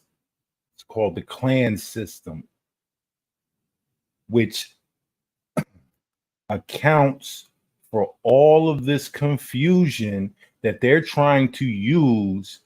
Like the clan system, everything that science and genetics and your DNA is based on, and how they go back, and you got 4 grandmothers and this and that, grandparent, all that shit is accounted for within the clan system.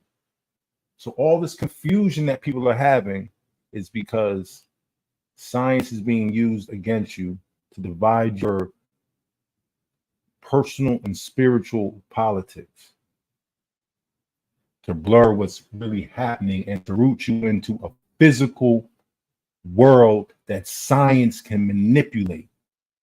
It's like saying, don't watch the game. We're going to just pull the stats up. So now LeBron James had 30 points and 15 rebounds. Pardon me, LeBron had 50-something points, 15 rebounds, 12 assists, but he lost. And you're like, how the fuck did this happen? And all you can do is just look at stats to figure it out. Nah, you gotta have to have seen the game. The stats work when you saw the game.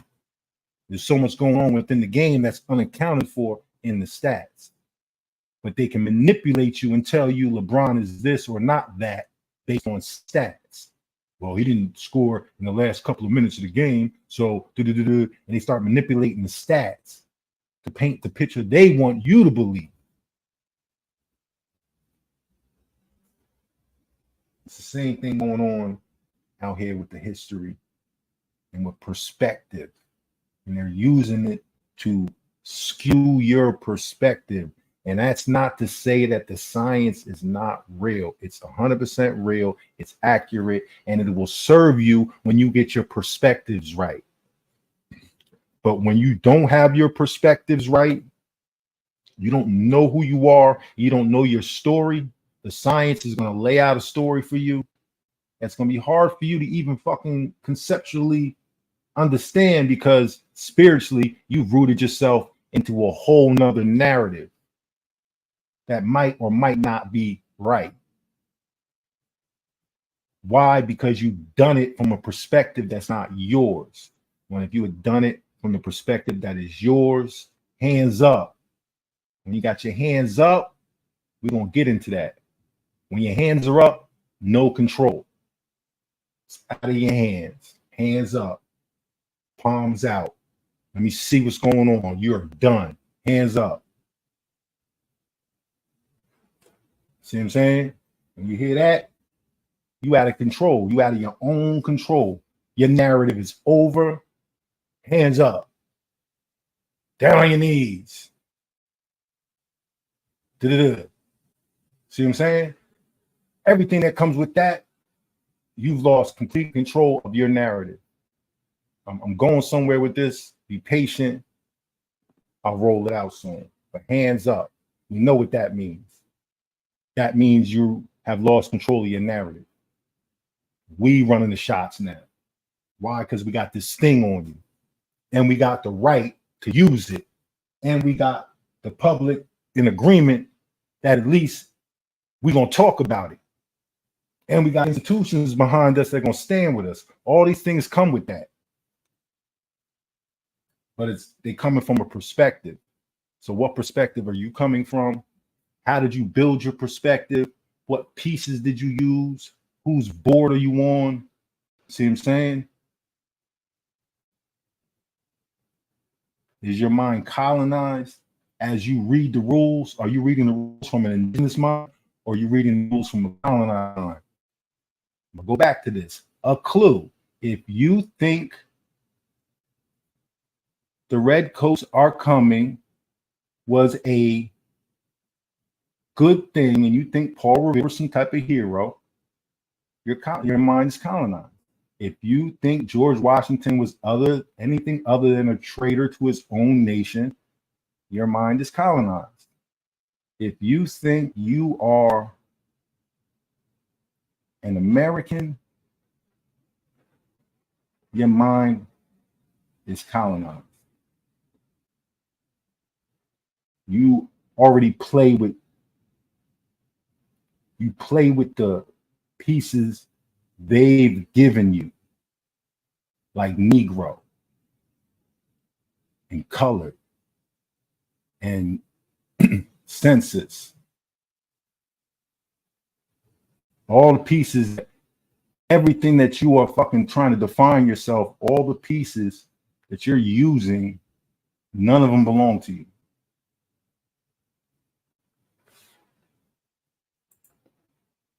Relate to political loyalty and culture. I do not directly to Mestizaje as such. The colonial documents mentioned several cases where mestizos, mulattoes, and so on took part on Indian rebellions on the native side. The document, Pardon's census in particular, also revealed that some Spanish soldiers of lower rank were Indios, at least were first recruited. Therefore, it is clear that the differences between Indio and Mestizo were not necessarily even of political significance. On the other hand, if there were cultural differences and antagonisms existing between Mestizos and Indios, whose fault was it? Who created the conditions of exploitation which caused Anishinabe to rebel? Who created a system wherein one could rise upon only by repudiating one's native blood and exploiting native people? In short, the Spaniards created the system that created castes that were different from one another. They also created rankings to accomplish their selfish purposes.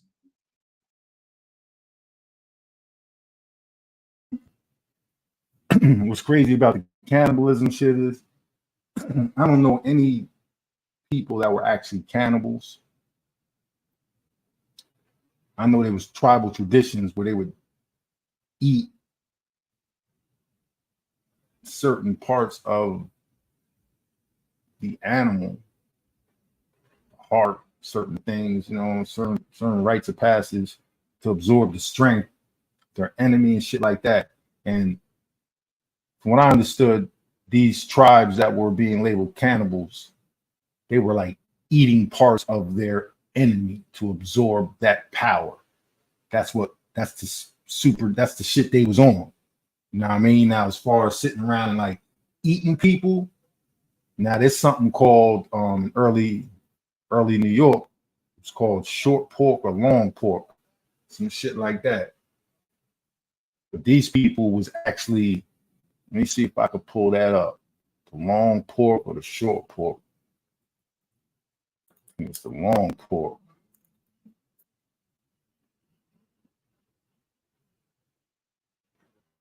But that was something that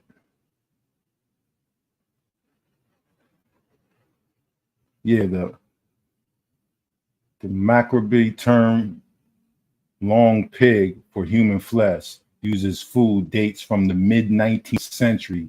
Is it supposedly a transition of an expression used in the language of a cannibal people in the Southwest Pacific Rim? Yeah, but there was something going on in Manhattan, something I spoke about a long time ago. I'd have to pull it back up before I even talk about it again. But they were eating Indians at one point in time. I got the information. I don't have that offhand right now. Right in New York, they was right out here. They was chopping motherfuckers up and packing meat and selling it at a time of famine. The Europeans was doing that shit. I'll dig it up. I'll pull the shit out one day. But yeah, if anybody was doing the cannibalism, it was them. Other shit was some ritual shit. And Dig, so I got this breakdown I'm gonna do, and I probably would like for you to, when I do this, to sit with me on the show, because it has to deal with religion and all that stuff. Matter of fact, I'm gonna run it by you. I'm gonna call you up. We're gonna talk. I'm gonna run this by you before I even drop the bill. See what you think of it. All right. So in a sense, yes, it is a Spanish, but I'm not the type of person that really wants to dwell. I mean, yes, the Spanish did terrible things, but we also have to focus on the current issues at hand. And that is the fact that Mestizaje is still used today. Whiter skin is still seen as good, and a lot of other things, colonial problems that lived on from during the Spanish invasion, colonization, and whatnot. Let us dwell on this point for a moment by contrasting the development of Aberdeen, Scotland, with Santa Fe, New Mexico. The people of Aberdeen have a mixed origin of being Scottish, Gaelic-speaking, Scandinavian, Norman, French, Flemish, and Anglo-Saxon descent. But this fact of biological mixture is of little ultimate significance in the history of Aberdeen. But this fact of much greater importance in the fact that Aberdeen became a broad Scotch, an English language enclave in what have been a Gaelic-speaking region, and that Aberdeen was a royal burgh, a loyal town to the Scottish crown rather than to any Highland clan tribal chief. So real quick, so Skittles, you say, I know my mind is a little colonized, but I'm working on it. It's something that we all working on. Everybody has to work on it. And truly, your mind will be colonized until you can think in your indigenous language. That's what one of the language teachers said. It took her 10 years to be able to think in her indigenous language.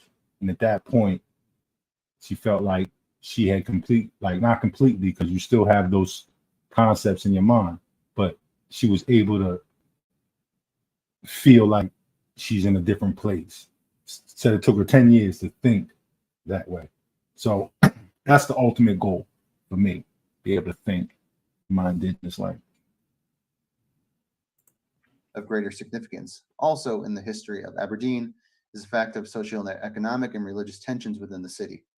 Totally unrelated, it would seem, to ethnic origins. In some, rather, an Aberdenian is 1/4 Gaelic, or 1/2 Scandinavian, or all Anglo-Saxon is of only passing interest.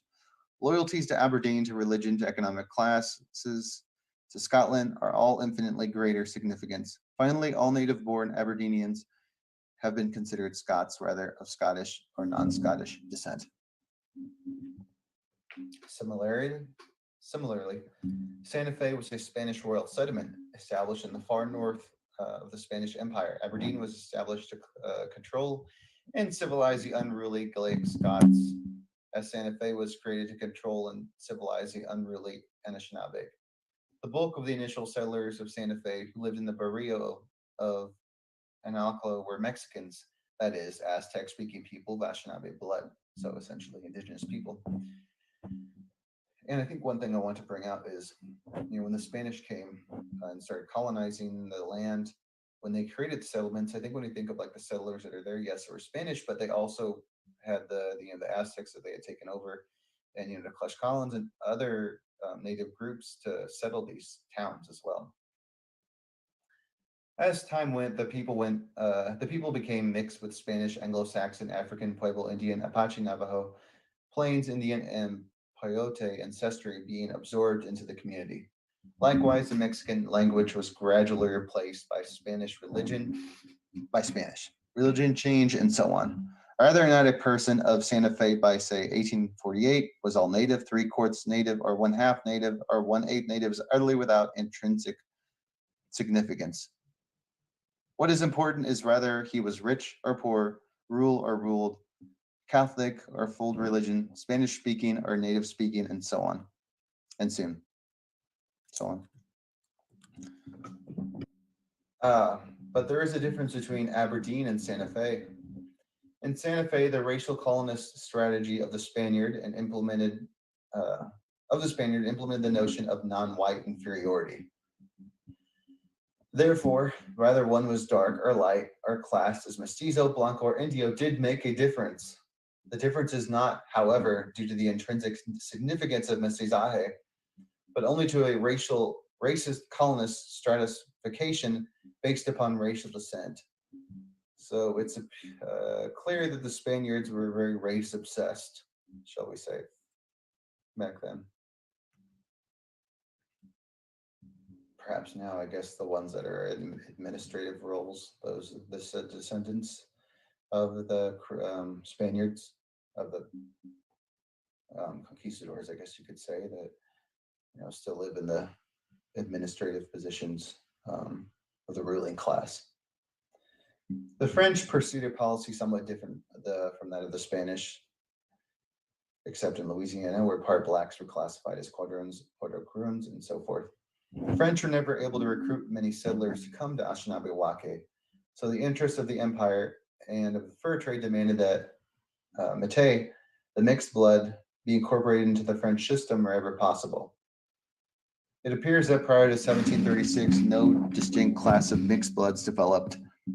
Since the metis were absorbed into French-Canadian society, albeit initially as a fur trader, canoeman, or trapper, or into a particular native group, it seems highly that most French Canadians have some degree of native descent, while many Anishinaabe in the northern United States and Canada are part French. During the 19th century, however, along the banks of the Red River, Lake Winnipeg, and Saskatchewan River, there developed a group who came to be known as metis, and most of their descendants now spread all over Western Canada, are still known by that term. These people, sometimes called the Red River metis, fought against the Canadian government on several occasions between 1860 and 1890 in alliance with Cree and the Assiniboine and Chippewa groups. Who are the metis? Initially, some were French native hybrids, some were Scottish native hybrids, and a few were English native hybrids. Generally speaking, they were closely connected with Cree and other Anishinaabe, both in terms of annual migrations, alliances, marriages, and language. Modern studies have shown that a large majority of metis people speak Cree in their homes, at least in certain provinces. The culture of metis was often metis, but still is basically a native character modified by European influence.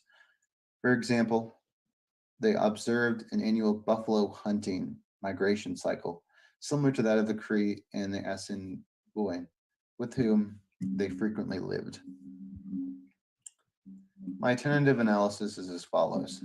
The so-called metis were nothing more nor less than a particularly Europeanized sector of the Cree, Chippewa, and Assiniboine Assiniboine confederation or alliance system. It may well be that having a European father or grandfather was of crucial importance in becoming Europeanized, but that is not at all surprising. Intermarriage is often a key element in acculturation process, acculturation. If left alone, the so-called Métis would often have been to the Cree people. When the mixed bloods were to the Cherokee Nation, I always confuse Métis. Please forgive me, as I don't use that word often as I should, as in when we're talking about such articles and whatnot. An influential subgroup within the overall nationality. To some degree, this undoubtedly occurred in Manitoba, Saskatchewan, and Alberta. Since the line between Indian and Métis, even today, is ethnically obscure in many areas. The Anishinabe of the Canadian prairies were not left alone, however. The British imperialism, in particular the Hudson Bay, attempted to distinguish the Métis and the Indian. The Métis, being somewhat more European in orientation and usually bilingual, were favored over Indians for certain purposes, but were not recognized as being equal of whites. Later, the British and white Canadians recognized Indian tribal lands and rights to special federal services, but denied those to Métis. In point of fact, however, many people whom the Canadian government choose to regard as Métis were distinguishable from Indians. They simply were left out of treaty negotiations, were ignored, or were too mobile to live on a reserve.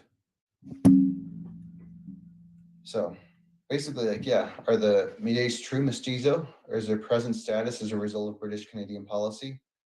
Some Métis call themselves non-status Indians, and perhaps that is a good description of some of them. Perhaps overall they represent simply a Europeanized, partially landless sector of the native population, confused about their identity by years of being denied Indian status. Or perhaps some of them are distinct people whom the name Métis does not mean Mestizo, but become an ethnic national affiliation. So we go further, to talk about, the issues regarding Métis, and Native Americans. So I think we'll talk about, what the system did. This, forced many mixed bloods to identify as tributary Indians in order to live on a reservation and be safe from the possibility of enslavement.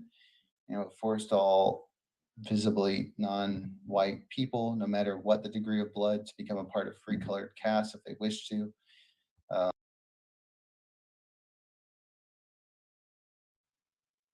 So that's another concept that was affecting what's happening here in North America, and that's where a lot of what you would call freedmen come from, right? That tributary, having to attach yourself to a different community.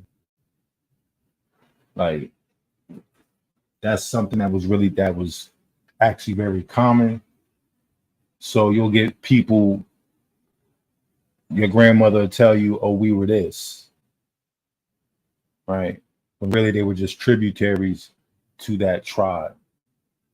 And for some people, it ended up on some freedman shit as it played itself out. But a lot of that had to do with, like I said, when the 5 tribes were, when they were discussing whether or not to join the United States, it caused problems amongst the different clans in the tribes, and they started to fight amongst themselves. But what I'm gonna do for a moment is I'm gonna play the video where I'll allow the brother to speak for himself. but to paint a better picture of what was going on than what is speculated. So let me just sit that there for a minute.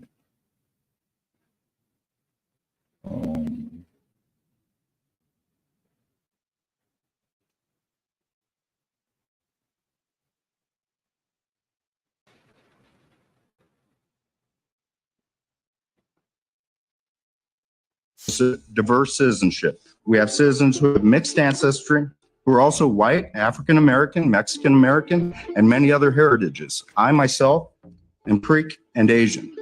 But whatever else we may be, we're all Creek Indians by blood. Janda Vosula Chaudhry Joseph Kudos. Kazagan Ibufunga Amalga Bukutus. Mr. Chairman, Vice Chair, members of this esteemed committee, thank you for the opportunity to testify. My name is Janda Vosula Chaudhry, and I'm proud to serve as ambassador of the Muskogee Creek Nation. As I sit before you today, the sovereignty of all tribal nations is under attack. 2 years ago, the Supreme Court upheld our nation's sovereignty in McGirt versus Oklahoma. Just this past month, however, the court chose to abdicate it in order to placate Oklahoma politicians. Congress has a duty to protect the sovereignty of all tribal nations. That duty is all the more pressing when one branch of the federal government seeks to eliminate it. The Freedmen issues trace their roots to injustices against both Native Americans and African Americans. It goes without saying that slavery is and always has been wrong. And just as the United States fought a civil war over slavery, the Creek Nation fought its own civil war. On one side were the traditionalist Upper Creeks, who opposed the imposition of colonial American life into our nation, including the legalization of slavery. I'm a descendant of Fish Pond and other Upper Creek towns. My mom used to explain family oral history, stating that when our family and other Creeks would raid slave owners, we would give freed slaves three options. 1, receive our assistance for passage to the north. 2, live among us and with us. Or 3, join an autonomous Black community in the larger Muskogee world. However, these practices conflicted directly with the goals and desires of the most prominent Lower Creeks, who sought to fully assimilate every aspect of white American culture into the fabric of our nation, including slavery, cotton, and Christianity. Instead of allowing the conflict at Creek Nation to play out through our own internal democratic processes, the United States intervened and dispatched General Andrew Jackson to exterminate the Upper Creeks. The United States' goal was nothing less than complete annihilation. In 8 months of massacres, the United States burned nearly every Upper Creek home and murdered thousands of men, women, and children.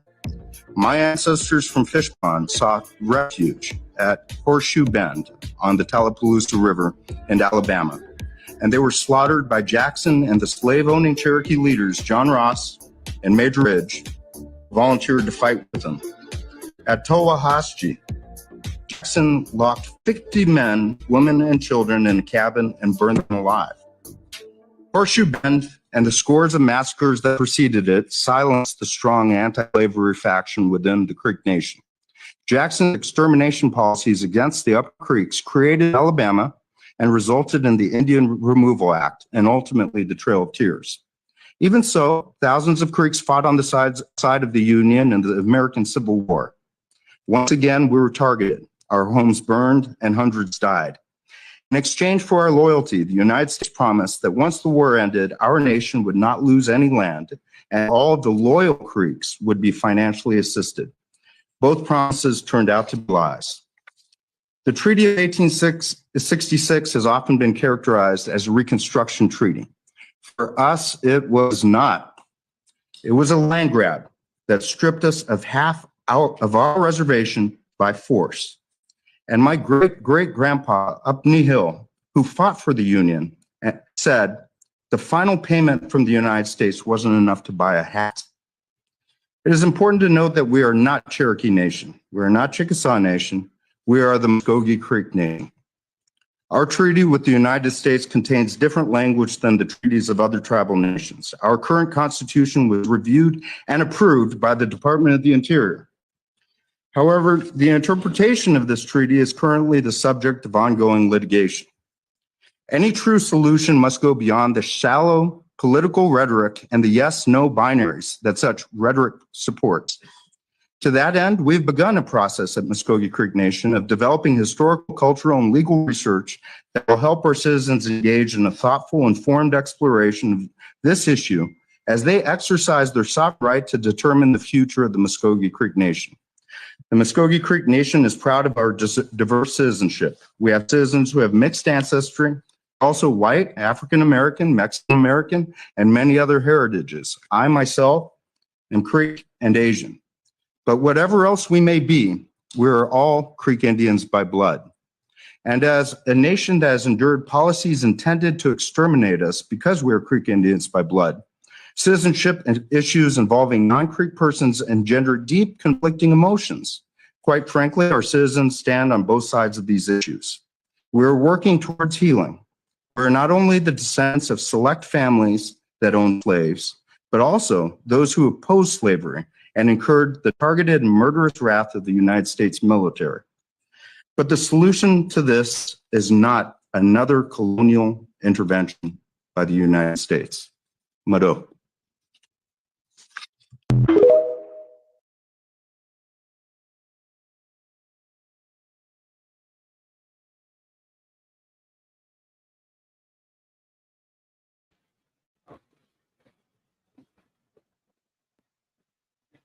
So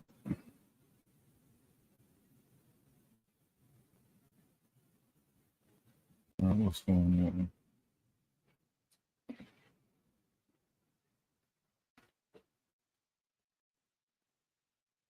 on? All right, so we see that we talk about Indian slavery in the 5 civilized tribes. Remember what I said earlier, right? We talked about the 5 civilized tribes and their location, where they from. The Creek is one of those tribes. So there you have a narrative from an existing Creek nation, right, that broke off from the greater nation because they were being attacked by the political side, like physically, villages being burned, people being killed, because those communities, those Creek communities, didn't agree with aligning with the United States. See, so when people talk about, oh, you were part of the 5 civilized tribes, they're being completely disingenuous because they don't know enough to even speak or have that type of sentiment about what was going on. They don't know what was really going on. They just go, oh, the Cherokee owned slaves. And they just keep saying it over and over and over. Oh, the 5 civilized tribes own slaves. And they keep saying it over and over and over. But they don't talk about, because they don't know about the groups that opposed it. Right? And many of the people who claim to be native, right, that are mixed, because I don't care what these people is talking about. We're talking about people who are ethnically mixed, different nations, right? Different national ancestry, different genetics, however y'all want to put it. These are the people that are being targeted in these situations, Africans and the mixed Indians, because they got African in them. Other Indians, the straight ones, the full bloods, had all the opportunity to go onto reservations. Some of them did, some of them didn't. Some of them did not agree with the shit. And they're the ones who ended up intermixed because they probably were already intermixed with Africans. And they're the ones who ended up staying behind along with their mixed relatives. And that's how you have groups like what you have all up and down the East Coast. And this is why we appear African or black or however you want to say it. And this is what's encouraging these other people to start claiming their ancestry, because they see these communities. But we have specific stories. You can't run through our stories and use our pictures, right? Why are you being sued by somebody? Because you used her picture on your book. You put a whole living another person's picture that you didn't ask for permission on your book, and you sold and made money. But more importantly, it ain't that you just made money, it's that you influenced the minds of people, and part of what influenced them is the picture they see on the book, because a picture says 1,000 words. So you're telling a story about purebloods or black Indians, and then you put a picture of a black Indian on there, but you don't put her story in the book because you didn't talk to her and you didn't have permission. You're misleading the people. That's what the shit is about. However the law codes it and calls it and all the fuck shit that goes along with it, that's all that European shit. That's that we can use the science to break it down and tell you you're not seeing what you're seeing. So you telling me this is not this woman's picture on your book that you made money off of, and you ain't asked this woman, and what your book talks about misrepresents this woman's actual history. So now her picture is being associated with your story.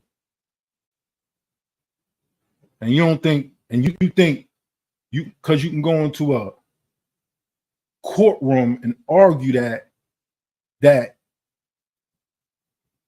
like you have an argument. How about the fact that you never asked this woman if you could use her picture and you used it? How about you've already lost your argument there? How about morally you're already done? How about why aren't you just trying to say, you know what, you was right? Damn, what can I do to make this right? And boom, maybe we can, you know what I'm saying? Where's that at? Where's the accountability? No, you're gonna fight it. Now you're gonna discredit a woman who's only defending her own image. And motherfuckers is really like going for that shit. I'm like, damn, what the fuck happened to people? But let me get back to this. But you hear that Creek man, you heard him testifying for his nation, not just him, reading out some books. He represents the nation.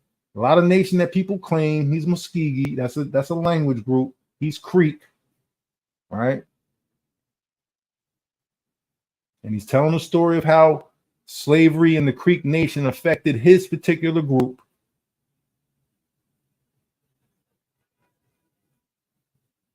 So when people talk about native slavery, like that's how you can tell the difference between a traditional nation who has traditional values and those who are more political. But the political ones, the ones who are political, they were the ones in charge of saving the nation from annihilation. So the traditional people that's ready to go down with the boat. And the political people are like, nah, we got to try to survive, figure this shit out. So like me, I can understand both sides. The politics of your nation is what you want to have strong so you can live on, you can prosper and become a great nation through your politics and through your resources. And your resources are being attacked. All you got left is politics. What's that mean? If they really wanted to annihilate you, they just could. But they at least giving you an opportunity to negotiate. That's the shit that was really going on. Motherfuckers could have fought that shit to the, and them niggas was on some other shit. They had advanced weaponry, shit like that. Some motherfuckers got on board. Talk to them. They was trying to save their people. Like I said, this shit all got to do with perspective. And if you don't have your proper perspective, you're not going to be able to understand your part in the story. And you're going to be conflating shit. And you're going to be misunderstanding everything. You're going to be reading the shit, but you're going to be reading it from a perspective that's completely not yours. More than likely, it's a European perspective, because you arguing for European identities.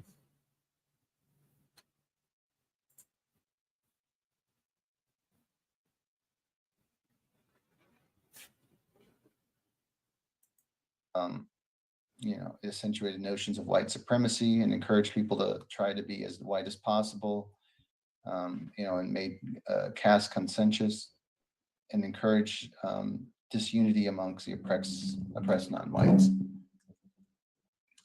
So I wanted to actually go about here and, discuss the final parts here and, the plan to liquidate Anishinabe people.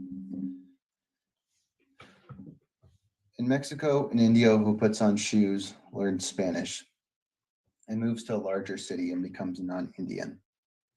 He becomes Mestizo or Mexicano. In Peru, an Anishinabe woman who sets up a small shop becomes a chola. She is no longer in India. In Guatemala, Cachiquel, who learns Spanish and moves to the city, becomes a Ladino. He is no longer Indio. In Peru, Bolivia, Mexico, and elsewhere, millions of people who were Indios just a few years ago are now officially campesinos. Bolivia has no more Anishinabes, only peasants. In Brazil, an Indian who takes up farming away from a tribal village becomes a caboclo, or perhaps a mestizo, or simply a Brazilian peasant. In the United States, an Indian whose reservation is terminated becomes officially non-Indian. In Canada, an Indian in groups whose group never signed a treaty or received a reservation is a metis. In the United States, many Chicanos with unmixed physical appearance are classified as whites with Spanish surnames. In Mexico, a man of complete Indian appearance who wears a suit, has a college education, and speaks Spanish has to be mestizo, since he could never be an Indio. Throughout the Americas, a strange phenomenon exists, where almost every country in the hemisphere is doing away with Indians, either by genocide, as in Brazil, Colombia, and Ecuador, or by legislation and custom. The computers of the minds who dominate Anishinabe-waki have decided that the Anishinabe is programmed to disappear. But of course, the disappearance is completely imaginary and exists only in the minds of the European-oriented ruling class. The plan to liquidate the native people originated with the Spanish, English, and Portuguese imperialists.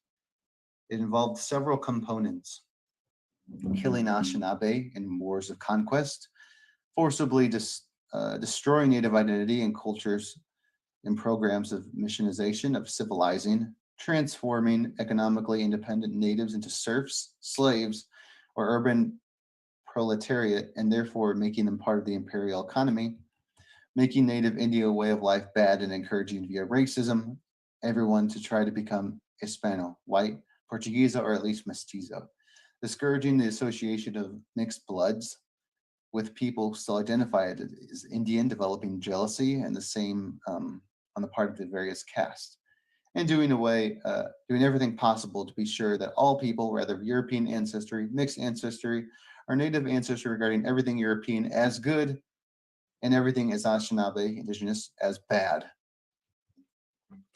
The European colonial policy, so vicious and one-sided, had the effect of making it literally impossible in most of the Anishinabe-waki for an Indian to be anything other than a rural peasant or inhabitant of some remote region. By definition, no Indian can be a professor, a doctor, an engineer, a statesman, or even an industrial worker, a sailor, a miner, or a cowboy, or a truck driver. Since Indians are defined as rural peasants, they cannot be a part of modern society. As soon as Indians become part of society, they are given the courtesy of being regarded as cholos, ladinos, mestizos, chablacos, or peruanos, Bolivianos, Brazilianos, Mexicanos, Chilenos, or Guatemalacos, or campesinos, trabajadores, and so on. There's a lot.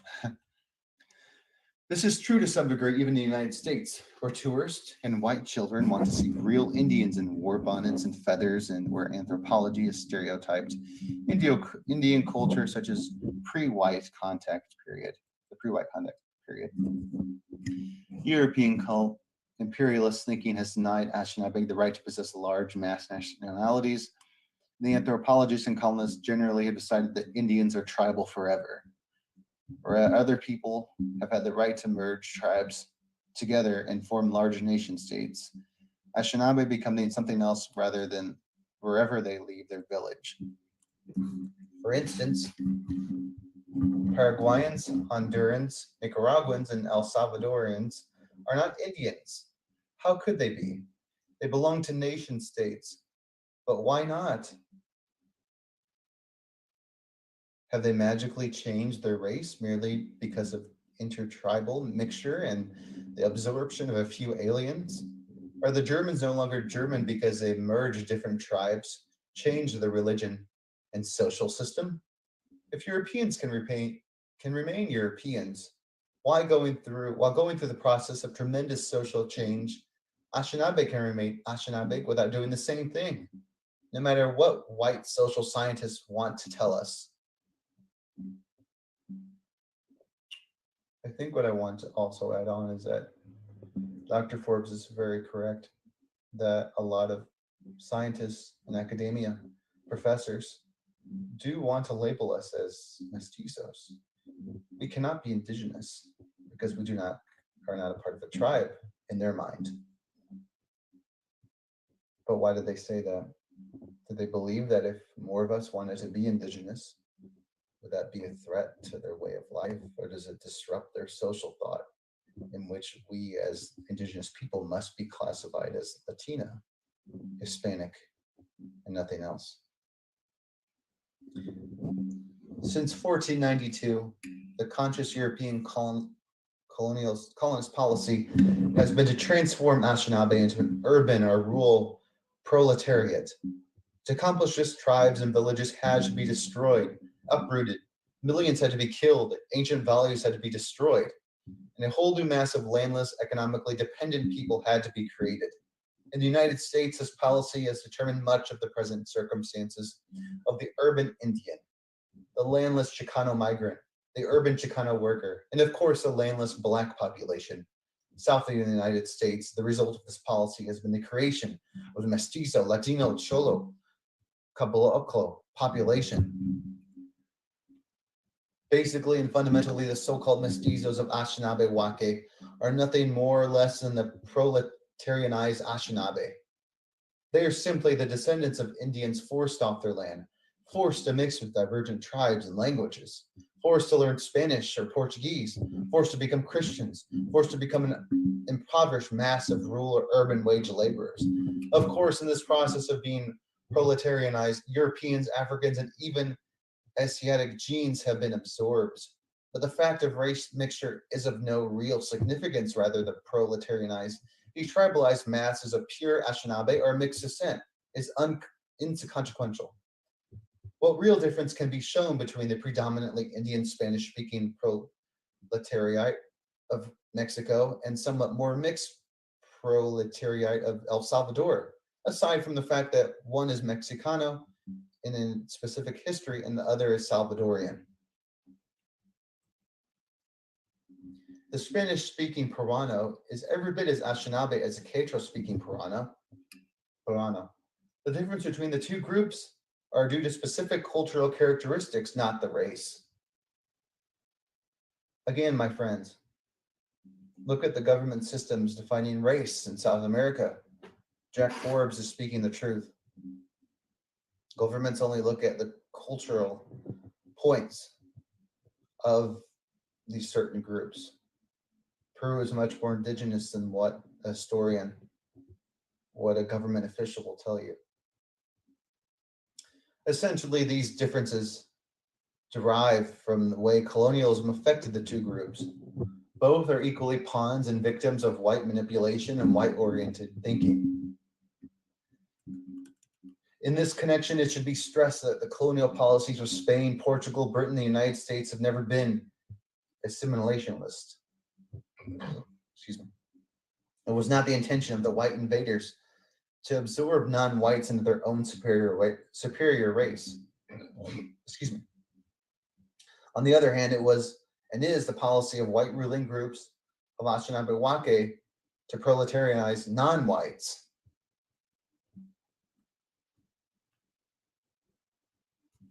Let us not confuse these two processes. Both assimilation and the proletarianization would demand that the native Anishinabe of African cultures and tribes be destroyed. Both would demand that conquered groups learn new skills, learn the European language, become part of the cash economy. But there the similarity ends.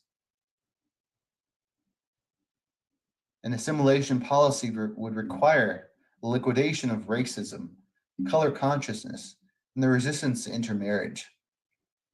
Clearly, the white ruling groups of the Americas, even in the so-called related Latin countries, have had no intention of doing that. We might also ask, how is it that the white-oriented groups stay in power in such overwhelmingly non-white countries as Ecuador, Paraguay, Bolivia, Peru, Guatemala, and so on? Perhaps these rulers have learned to use the Spaniards' old trick of pitting cholo against indio, caste against caste, city against countryside. Doesn't the policy of liquidating the Indian fit into this nicely?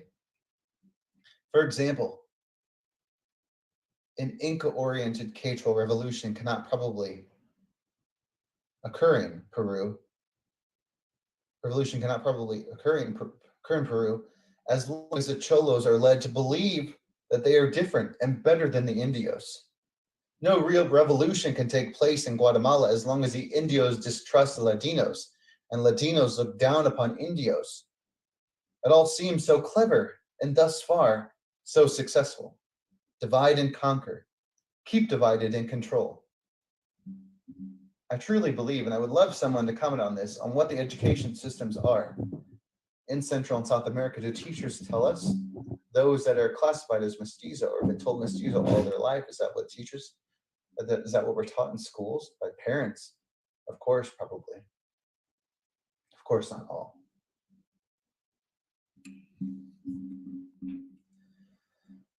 The mestizo is a cop-out.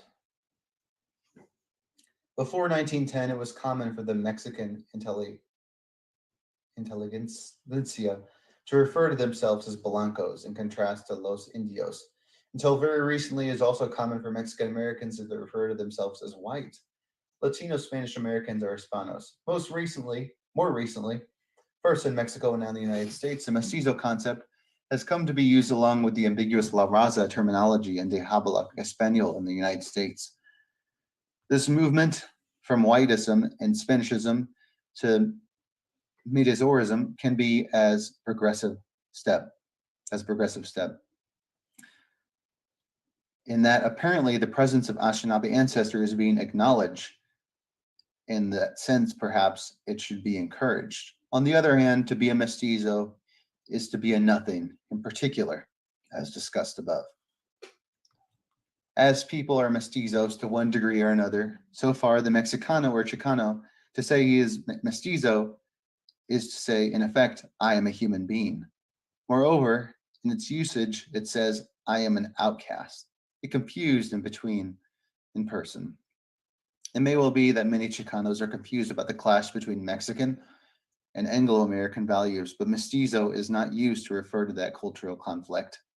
The traditional culture of most Chicanos is not mixed. It is a well-blended, fully integrated culture that has been evolving and changing for thousands of years. More significantly, to be a mestizo is to cop out. It is to accept the Spaniards' colonist racist ideology. It is to fall supine before the Europeans' racial grading system instead of struggling for psychological liberation. It is to deny one's own people's history in order to have a masochistic, obscene relationship with the invaders and conquerors. It is to be suspected that many Chicanos, Mexicans, and other non-white groups in Anishinabe-waki grasp at being called mestizo, not because of a desire to acknowledge Anishinaabe descent, but quite the opposite reason, to affirm white descent. A mestizo, according to the racist caste system, is after all not a lowly Indio. He is at least part white and therefore part civilized, una persona de razón. The affirmation of being mestizo is therefore a counterproductive neo-colonist stage of thinking. It is based upon a continued subjection to white categories of denigration and racism. The Mestizo Ladino Cholo Cholo syndrome is also a major weapon in the arsenal of the white or near white ruling cliques of many regions of Anishinabe-waki. It prevents the unification of the oppressed non-masses in a common liberation struggle. Who are the Mexicans? The Mexicans are what they always have been, Mexicans. Since and before 1520, they absorbed many non-Mexicans, including other Anishinabe, as well as Asiatics, Africans, Spaniards, and so on. And their culture has changed, as do all cultures. Fundamentally, the Mexican people, go back into history as far as we can see into the past. They have no need to explain their present status by denying their continuous past or by genuflecting before the shrine of Mestizaje. The word Mexican historically means Aztec Nahuan. Isn't that enough? Basically, the people of Mexico, Guatemala, El Salvador, Honduras, and Nicaragua, Ecuador, Peru, Bolivia, and Paraguay are at the same time, both Mexicans, Guatemaltecos, Salvadorians, El Centro, and Anishinabe. A clear distinction must be made between the use of the term mestizo as a purely descriptive statement of fact and the use of the term to categorize an entire community of people forever. For example, Winston Churchill could, I suppose, have been classed as a mestizo. It is a person of mixed ethnic descent, since he was part Indian. His identity was not that of a mestizo, however, since he was clearly and completely British. It follows that when the term mestizo is merely used as a descriptive term, a person can be both mestizo and Indian, both mestizo and French, or both mestizo and Filipino. For example, corn planter can be described as a mestizo, as an individual of known ethnic intermixture, as in the Seneca. His nationality was, however, Seneca. Similarly, individual Chicanos can be described as mestizo if they look part European or know of any non-Indian ancestor. Their identity, however, is Chicano. The Chicano group, by virtue is of cultural and racial and historical continuity, cannot be categorized as mestizo. Excuse me. Liberation from colonialism, my friends. The oppressed people of the world are struggling to liberate themselves from both material and the psychological forces of imperialism. Unfortunately, brown is beautiful. A brown is beautiful moment has not yet been penetrated many sections of Anishinabe-waki.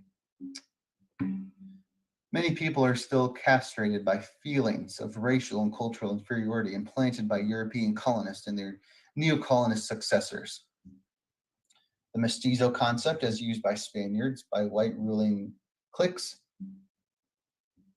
and by social scientists, is an anti-Indian psychological paralyzing tool of colonialism.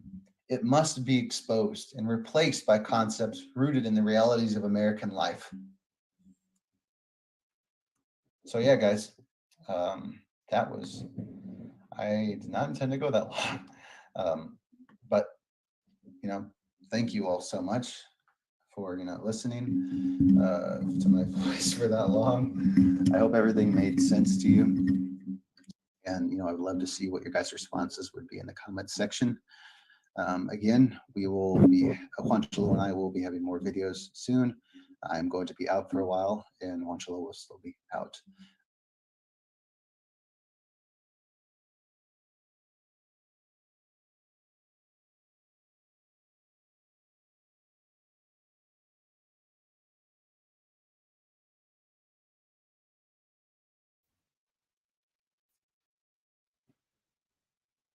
So that was interesting.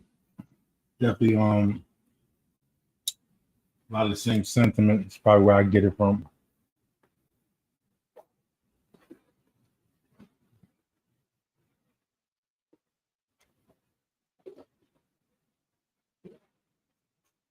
So yeah, the big thing is perception. All right. what tools you're using. You know, like something as simple as the words you define and you use to define yourself, that you argue for, that you champion. All that has to do with perception, the naming of things.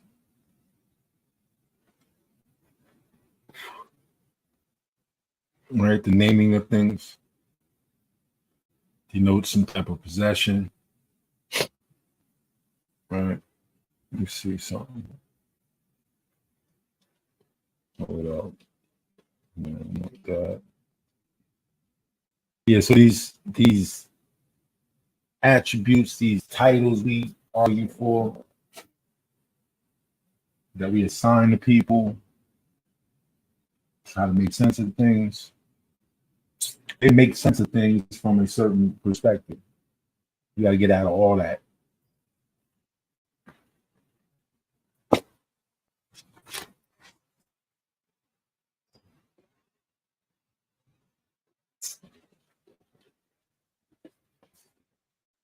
So yeah, I'm gonna get out of here.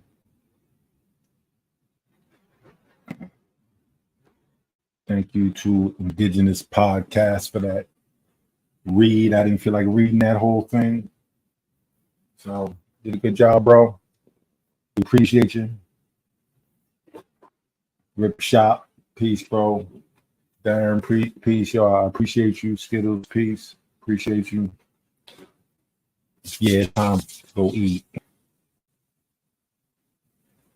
Peace for now. Peace.